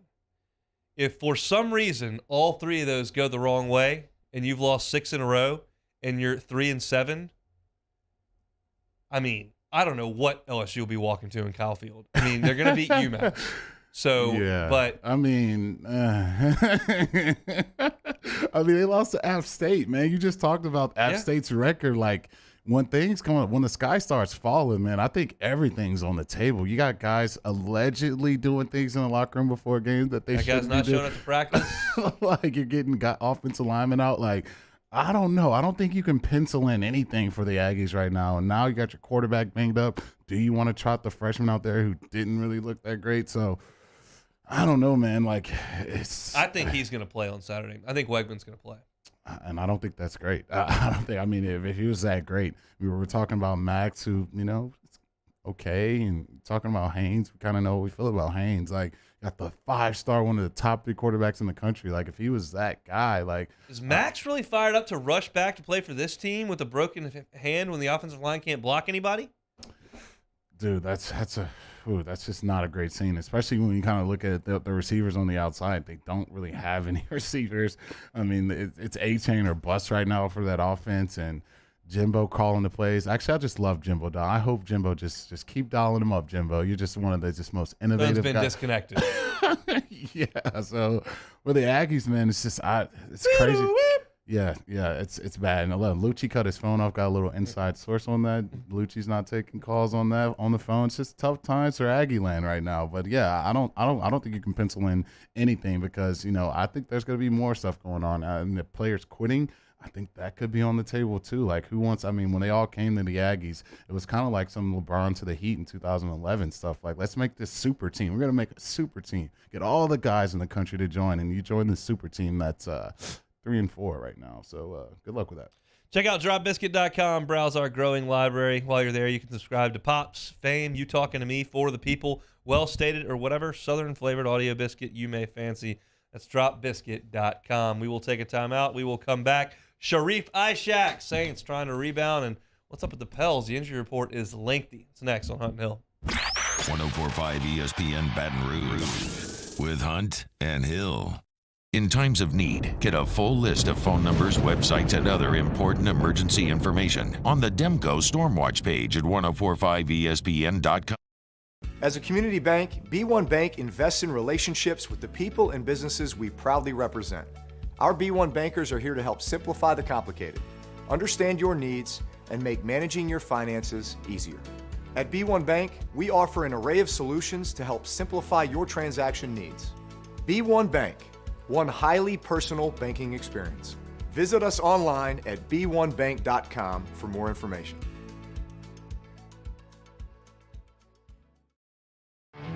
There it is, the extra mile, on the border of expected and extraordinary for those willing to go further, like vans customized for work or play, with safety and tech to keep you connected. Supported by a 5-star sales, service, and finance team, and backed by the 1-star you know. So go the extra mile. It's never crowded, because so few have what it takes to go there. Mercedes-Benz Vans. Gulf Coast Office Products is a nationally recognized Savin office equipment dealer based right here in Louisiana. Over 100 employees strong, Gulf Coast has the boots on the ground to support all vertical markets, from education, engineering, legal, and finance. With the latest in office technology, from desktop to production segment units, Gulf Coast and Savin have the perfect fit for you. Call 225-756-2644. That's 756-2644 for Gulf Coast Office Products. ITI's got all these programs. Once I started and learned everything about the school, it was worth it. The challenges that ITI presented me with, it allowed me to build myself up. All because of ITI, I actually was able to get a job within 3 months before graduation in my field. Get the hands-on training you need for the job you've always wanted. With so many companies hiring right now, it's the perfect time to come to ITI Technical College. Enroll today for a better life. I've been doing business with Luba for 25 years. They're dependable, trustworthy. It's just the attention to detail with our clients. Our folks have years and years of experience. They're highly trained professionals, but many companies have that asset. What I'd like to think makes Luba a bit different is that we use those talents in a way that truly is dedicated to serving the needs of the folks who depend on us. Oh, hey, what's up? It's Big D and Bubba, 100.7 The Tiger Morning Show. We'd love for you to join us every weekday, 4 a.m. till 9 a.m. Yeah, everything you want in a show. Country music. We got laughs. We got celebrity in-studio guests. We just need you. Join us every weekday morning, 4 a.m. to 9 a.m., right where it all started. That's right. Louisiana's country station, 100.7 The Tiger. ServiceMaster Elite create clean, disinfected work environments. As a local business, we take pride in serving the New Orleans and Baton Rouge areas. Our cleaning protocols follow CDC and OSHA standards for healthcare settings, offices, senior living, restaurants, and industrial plants. Contact ServiceMaster Elite to get your operation ready for reopening with germ disinfection cleaning. ServiceMaster Elite, the trusted choice in professional cleaning since 1996. It's no secret. The best oysters in Baton Rouge are at Jolie Pearl Oyster Bar. Enjoy mouth-watering South Louisiana flavor and oysters from all over the country. And don't forget our nightly drink specials.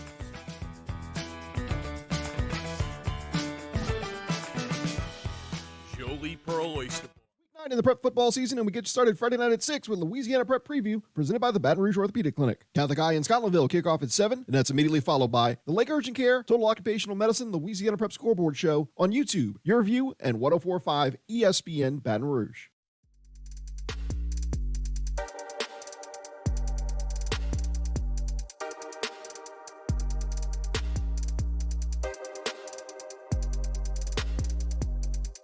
This is Hunt and Hill on 104.5 ESPN Baton Rouge. Hunt and Hill on a Tuesday here. Hope your Tuesday is going great. Head on out to the gym's firearms hotline. Sharif, Ishak, WDSU, covering the Saints and the Pells, joins us now. Sharif, how are you, sir? I'm not on the injury list, so I'm good. Yeah, well, I thought you might get out there for the Pells and give it a few minutes tonight. Is that possible? Look. They need me. I can be the 11th man off the bench. I don't even know how many players play anymore in the NBA. Is it 11 or 12? They got 12. You got 15 on the roster. There you go. Only 12 of them play, I think. So give me the updates on those Pells players. Obviously, such a great start to the season. 2-0, played great. Came home to an unbelievable environment, and now all of a sudden you got everybody banged up. It felt like the Saints, man. Took 3 games, just like the Saints. Everybody hit. You know, the good news is they're all short term. They should be back by Friday, the Suns, or Sunday, the Clippers in LA, when they hit this little mini West Coast road trip. They're all minor injuries. You know, Zion actually tried to come back into the game, but the medical staff said no. And that was that. So once they say no, he's not coming back in. I think, you know, cliche, it's a long season in the NBA. You don't want to push those guys out there. The one a little concerning is Ingram. I mean, you have to pass through the concussion protocols. Took a stiff arm right to the nose from Najee Marshall. And I mean, that was like a serious stiff arm. I wonder if he'll be ready by Sunday for that Clippers game. I'd say the same for Herb. be Friday or Sunday. The good news is short term. They're all fine. It's nothing too concerning. You saw the Pells at full strength, though, for a couple of days, and it was pretty impressive, no? I mean, that was scary. And that's without Zion making some of his layups and bunnies. And he saw that he was making more of those in the game against the Jazz. Once he gets it together and once they, are able to finish at the basket as a whole and, play a little bit better defense, because that's kind of been like their Achilles heel through the first 3 games. They haven't played that great at defense at points in time, stretches in the game. The Jazz kind of exposed them a bit in that game. Once they get it together, I see why people have picked them to be a top 4 or 5 seed in the Western Conference. It's there. It's there. Just got to stay healthy. I know it's a long season. Every team deals with injuries, especially them. But I think they'll be fine. Sharif Ishak, WDSU, is our guest. Let's transition to the black and gold. I guess bye week necessary. Oh, yeah, I mean, they need a little bit of time off. Yeah, I mean, essentially this was a bye week. Yeah.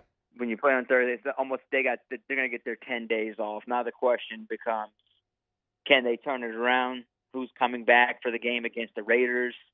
Who's the quarterback? I mean, certainly so many questions. But you know what? The great news is the division is an absolute dumpster fire. Awful. That's a positive thing for the Saints as they head into these stretches of games before their bye week. They can go on a run if they can get healthy enough. I'm not saying everyone will be back. They're going to get some key players back, but not all key players back.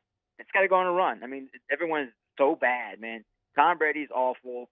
The Panthers, they sometimes pull out a win by accident. The Falcons are always going to be the Falcons. And the Saints are just a disappointing team. And it's plain and simple. Let's look to the offensive side first as far as injuries go. What do we know about Thomas? What do we know about Jarvis? I'd be more likely to say Jarvis would be back this week. Thomas thing is outrageous. I cannot believe he's been out this long. And, being a turf toe, I think grade 2 turf toe. I've never had a turf toe. And from what I hear from Lance Moore, it tells me those things are so painful no matter the grade. It could take up to 4 to 6 weeks to even be close to 100% without even doing anything. So I just wonder about, his body as a whole, man. Is it starting to break down? And he's dealt with quite a few injuries now, and he hasn't played much football over the last few years. That's the one that concerns me most. When will he be back? And honestly, when he does come back, will he be the Michael Thomas you saw from Game 1 or 2019? I don't know. I mean, you just got to have him out there on the field healthy because he at least affects defenses, and they need him in a bad way. They need Jarvis in a bad way, and they need Andrews Pete in a bad way in terms of their run offense. They need Marshawn Lattimore. I can name them all. They need all these players back if they want to have a chance to win this absolute dumpster fire of a division. Anytime you're a 2-5 football team, you figure your season's up. But as you said before, you kind of look at the full glimpse of the NFC South. Do you think that the Saints could possibly go 7-10 and host a home playoff game if they kind of make a little run here? The funny thing is back in 2014, the Panthers won the division 7-8-1. The Saints finished 7-9. Had they just beaten the Panthers in Carolina, they would have won the division. They had a chance to win that game, and we are on the way to an 8-win, maybe 9-win team in the division to host a home playoff game. And look, I'm not counting the Saints out, even though I made Jim Moore mad after the game Thursday and asked him if the season was over, like I did 6 years ago. Maybe he has a point. Maybe he has a point, man. I mean, like these teams aren't so well. Maybe the Saints get healthy enough to go on a stretch run. I mean, look, they're going to take on the Raiders, Baltimore at home, then they go to Steelers, and they have the Rams, who are also an issue on offense that Stafford can't seem to get out of his own way. He's hurt. So, look, they can win 4 or 5 games. They also got the 49ers. Who says the 49ers are good? I thought this would be the stretch where they're really going to struggle. But, look, man, a lot of these teams just aren't good right now, including the Saints. The thing that surprises me the most is that defense. They are dead last in points allowed, and I think they're 28th in touchdowns allowed. That is just not Saints defense. That's something I think everyone is not used to seeing. They've missed 32 tackles so far, which is right in the middle of the NFL. That's not going to get it done. And after the game against the Cardinals, I have not heard Cam Jordan so upset, and I've never seen the look I've seen in his eyes when he was walking to the bus before. That's a sign of frustration for a guy who's been playing 12 years. Well, Dennis Allen's still there. I mean, what's the issue on defense? It's just, it's as simple as, look, they have not forced any turnovers. I mean, not any, but they've 6. 1 interception through 7 games. You would have told me that before the season with Honey Badger, Marshawn Lattimore back there, that they'd only have 1 interception. And that was a mistake by Kirk Cousins to the Honey Badgers. That is unreal. That is last in the NFL. 1 interception. It also doesn't help the team that they can't tackle. And I think that's what frustrates Cam Jordan the most. They can't do the simple thing of tackling. And they're struggling in the run game. They cannot stop teams running backs from running all over them. That's what scares me moving forward, is their run defense and the big plays. I know the Saints gave up a ton of draft capital to move up and take their first 2 first-round picks last year, but do you think there should be some little waiver wire action, maybe make a trade to try to turn this thing around, or you think they're going to probably stand pat here? I want to see what happens Sunday. I'm interested to see if they win this game, maybe they make a move before Tuesday. If they lose, I'd be interested to see if they start, getting rid of some of the players and thinking about the future. But, the division is so bad, but everyone else could just keep losing. Like the Buccaneers play the Ravens on Thursday Night Football. If they lose, they're 3-5. The Falcons and Panthers play each other. Let's say if the Panthers win, then you're talking about 3-5 teams before the Saints even play their game Sunday. So I think they they stay pat, even if they win. I just don't think they want to trade. They don't want to get rid of their draft picks right now. And I think the ace in their sleeve is Sean Payton, and maybe getting a first-round pick out of him if he is ready to get back into coaching, which seems like he's itching to do. What's the key on Sunday? It's basic as it sounds, man. You've got to tackle. I mean, you can't let Josh Jacobs get loose. Devontae Adams can't torch your secondary. So they've got to be able to, plain and simple, don't turn the ball over. 16 turnovers, giveaways this year, most in the NFL, and they got to find a way to take the ball away. More than 1 interception in the game eventually, because some of these turnovers have been kind of flukish to me that they've gotten so far in the season. Raiders are 0-3 on the road. They are a 2-point favorite in the Superdome. Noon kickoff on CBS Sunday. Sharif will be there. He's also with us every single Tuesday. Thanks for your time, Sharif. Anytime, guys. All right.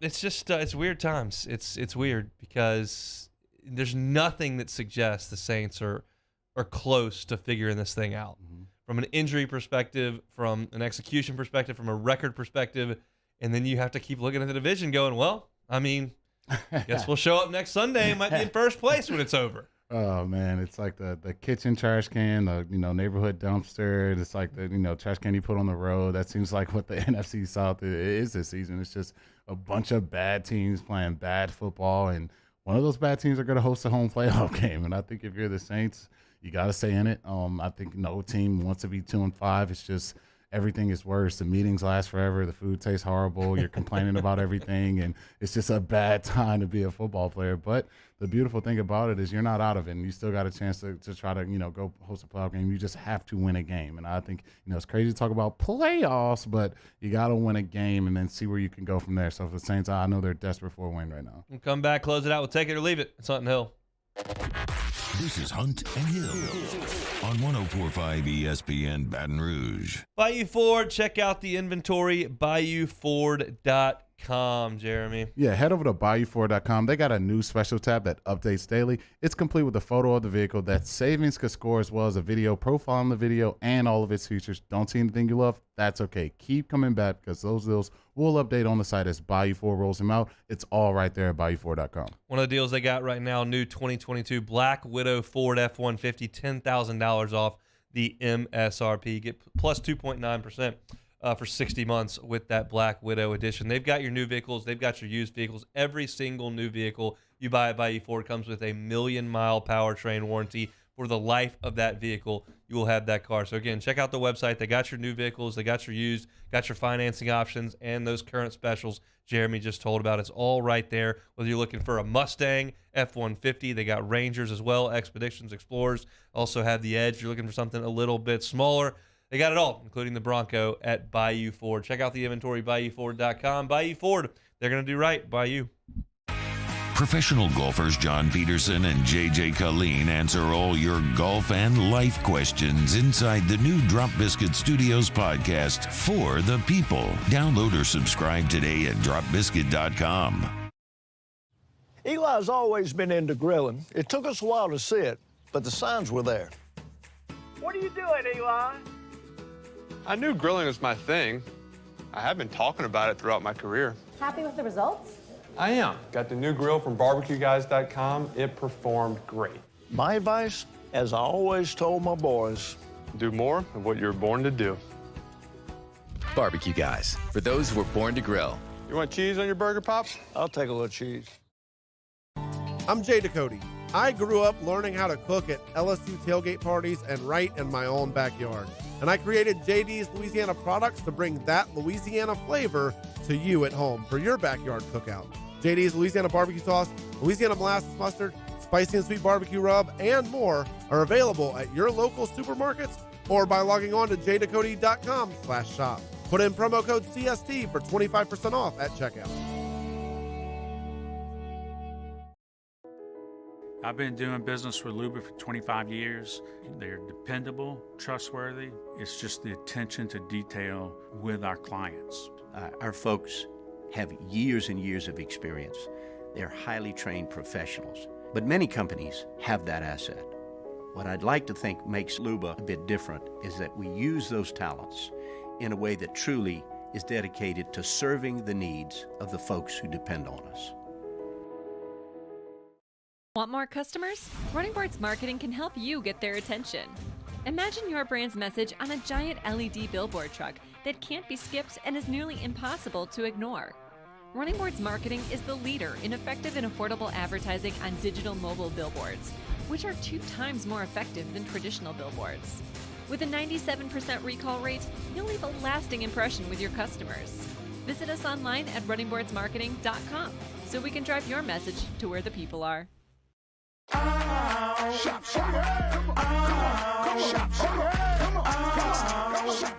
Order curbside pickup online or with Rouse's Market Shopping app and let Rouse's personal shopper shop for you. Curbside pickup is free and you pay the same price for groceries as in-store. Use code SAINTS20 and save $20 on orders of $100 or more. That's curbside convenience. Shopper style. Oh, yeah!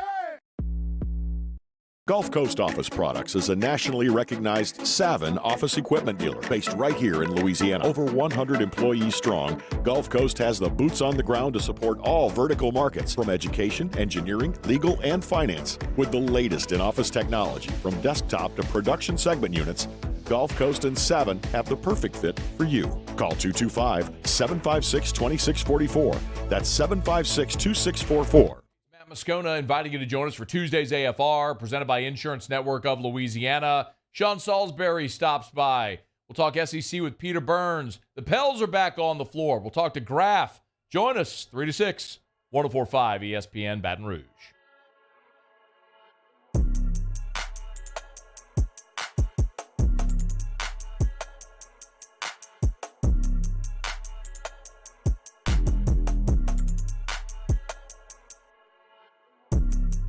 Hunt and Hill, 104.5 ESPN Baton Rouge. Big show coming at you tomorrow. JD Piquel of On3 Sports talking college football. And we'll have Jay Johnson, LSU head baseball coach, tomorrow for an update on fall practice as well. So looking forward to that. The bye week continues for the Fighting Tigers. Let's wrap up a Tuesday edition with some Hunt and Hill. How about some take it or leave it? All right, I'll shoot this one off on you. All right, since the opening loss to Georgia, Bo Nix, he has been on an absolute tear, throwing for over 1,600 yards passing, just 1 interception, and a combined 25 touchdowns in the air and on the ground. Are you taking or leaving? Bo Nix Manziel deserves to be in dark horse Heisman conversation. I'll take it. He's playing great. He was awesome on Saturday.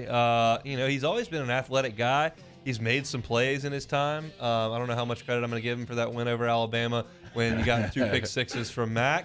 But, he's been a talented guy. He was a 5-star for a reason, and they've got him, playing some really good football up there in Oregon. Again, wasn't great against Georgia, but not a lot of people play great football against Georgia offensively. Yeah, I don't think he's great, but I think he deserves the Heisman consideration because he's put up a bunch of stats in a pretty weak league over there. So I'll take it. 9 rushing touchdowns, 524 rushing yards on the ground. Jaden Daniels leads all LSU quarterbacks single season with both. Best dual threat quarterback in LSU history, Jaden Daniels. I'll take it. I think my memory of LSU. I know I'm gonna get a little blasphemy in the Bayou for chat. I'm like a little 2000 to current time. Like everything's a little cloudy for me before that. But when I think about Rohan Davey, Matt Mock, Flynn, even my boy Met, and throw my boy Met, Joey B, even my boy Etlin. Like you can throw all those guys in there. None of those guys can do what JD5 can do on the ground, man. And you've kind of seen that on full display. I mean, he's a deer out there, and then now he's making guys miss in open space. It's just very, very difficult to deal with. And so more and more I think about it, and I don't want to go too far back in time, but, definitely recent history. I don't know a guy that can do the damage that JD5's doing on the ground. I mean, Jordan was a good runner. He wasn't as shifty, and he was pretty straight line fast. But, against Tennessee, he had one up the gut where he ran it for 1,000,000, and he could run pretty straight line fast, but he wasn't going to make guys miss like Daniels does. So, no, I can't think of a running threat at quarterback quite as good as Jaden Daniels in the time that I've been paying attention as well. So, it's worth mentioning. A lot of Aggie flavor today, so you'll love this one. NFL official Jeff Lambert, who is a former Texas A&M Aggie, was not punished by the league officers after conversation about him appearing to ask Mike Evans for an autograph. In 1995, an official asked Brett Favre for an autograph and was never allowed to officiate again.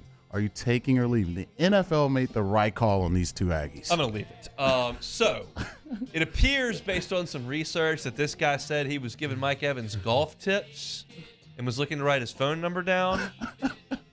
Again, if that's the case, that's a conflict of interest too.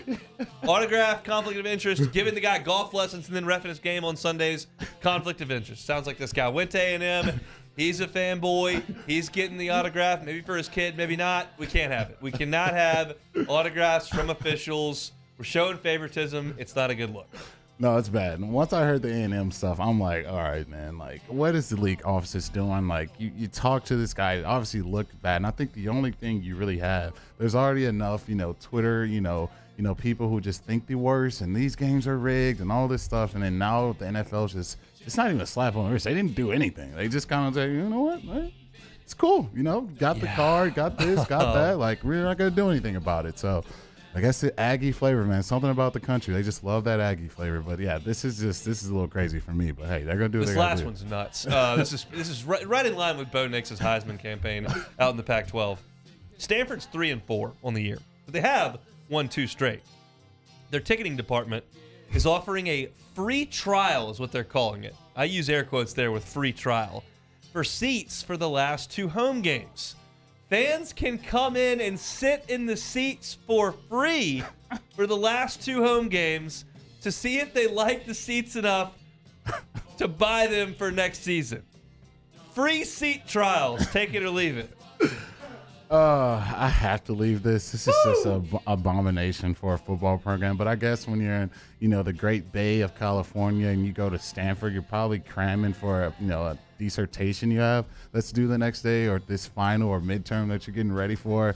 And Stanford Cardinal football probably isn't too high on your priority list. So anytime you see, a $1 billion industry, which is what college football is, and a program in that $1 billion industry giving out free seat trials. Now, we remember last year UCLA was letting any high school student in the entire state of California come to the LSU game for free. That was what they were doing. Now, they have a 100,000 seat stadium. Stanford only seats 50,000. Now, I realize LA a little bit bigger than Palo Alto. I got you there. But you got a 50,000 seat stadium and you're letting people sit anywhere they want for free. That is shocking. It's bad, man. It's bad. And I think that's what I guess I got to throw my man David Shaw in that Pat Fitzgerald conversation and that Kirk Ferentz situation. Some of these head coaches in college football who just they have great gigs, man. Just stink it up all you want. Throw in a little 9-win here every 4 or 5 years. And, hey, just keep on coaching away. Just have your time of your life. But that's where Stanford football is right now. I know you had Luck. Pretty sure a lot of college football coaches could probably win some games with Andrew Luck. But, Toby Gerhardt. Oh, Toby. Well, yeah, he was actually great in college. But, you win some games with Andrew Luck. But past that, it just seems like that Shaw bandwagon, all of the NFL buzz, a lot of stuff. But Stanford football, it's just not great. Yeah, I mean, Shaw had a really good run there. They went on a run that Stanford, quite frankly, should not go on. And it was right at the beginning of his time after he took over for Harbaugh. They won 11, 12, 11, 8, 12, 10, 9, 9. Since then, 4-8, 4-2, 3-9, 3-4. They've been awful for 5 years. So, look, it's a hard place to win, especially when you're trying to give away free seat drops. Which, yeah, that's bad. It's bad. And I would like. Didn't they get a win over somebody this year? Yeah, Notre Dame. Oh goodness, it's just college football. That's why we love it, right? That's why we just love us some college football. Notre Dame, not very good. You got the school giving out free seats, beating the new, improved, the hangover head coach who's just got to dominate college football, top season, top 10 ranked, and you fall off a cliff. They got back on track and beat UNLV last week. Now they're headed to Syracuse, so we'll see how that before they play Clemson. So. Not great, man. Yeah, that's not great for Stanford, not great for the Notre Dame Fighting Irish. It's just, what are you gonna do? That's it for Take It or Leave It. Appreciate y'all hanging out with us here on a Tuesday edition of Hunt and Hill. If you missed any of the show, you can catch it on demand, 1045ESPN.com's on demand tab. You can also catch it on Apple Podcasts, Spotify, and YouTube, where y'all are hanging out in the Bayou Ford chat. Throw us a like if you would. Appreciate y'all for being there all day today. So again, catch anything on demand that you may have missed in the first hour. We talked about Joe Burrow. Colin Cowherd said today that he is in the elite air with Josh Allen and Patrick Mahomes. Joe Burrow is the third quarterback in that conversation. We played that sound, kind of talked about it a little bit. LSU baseball update from the fall at 1:15. Glenn West of Go 247 at 1:30. A little making fun of the Aggies, as we tend to do here. That was at 1:45. NFL power rankings at 2 o'clock. Some Jaden Daniels talk at 2:15, and then Sharif Ishak on the Saints and the Pells at 2:30. Always finish things up with Take It or Leave It. As I mentioned there at the top, Jay Johnson going to be with us tomorrow, as well as J.D. Piquel. So come on back. Come out to Pluckers tonight, 8:30, Nicholson location, some sports trivia. Going to have a great time. Jimmy Yacht's Game Time coming at you from 6 to 8 this evening. Matt Moscone about to drive you home on After a Further Review. We'll see you tomorrow. Have a good night. Hunt and Hill.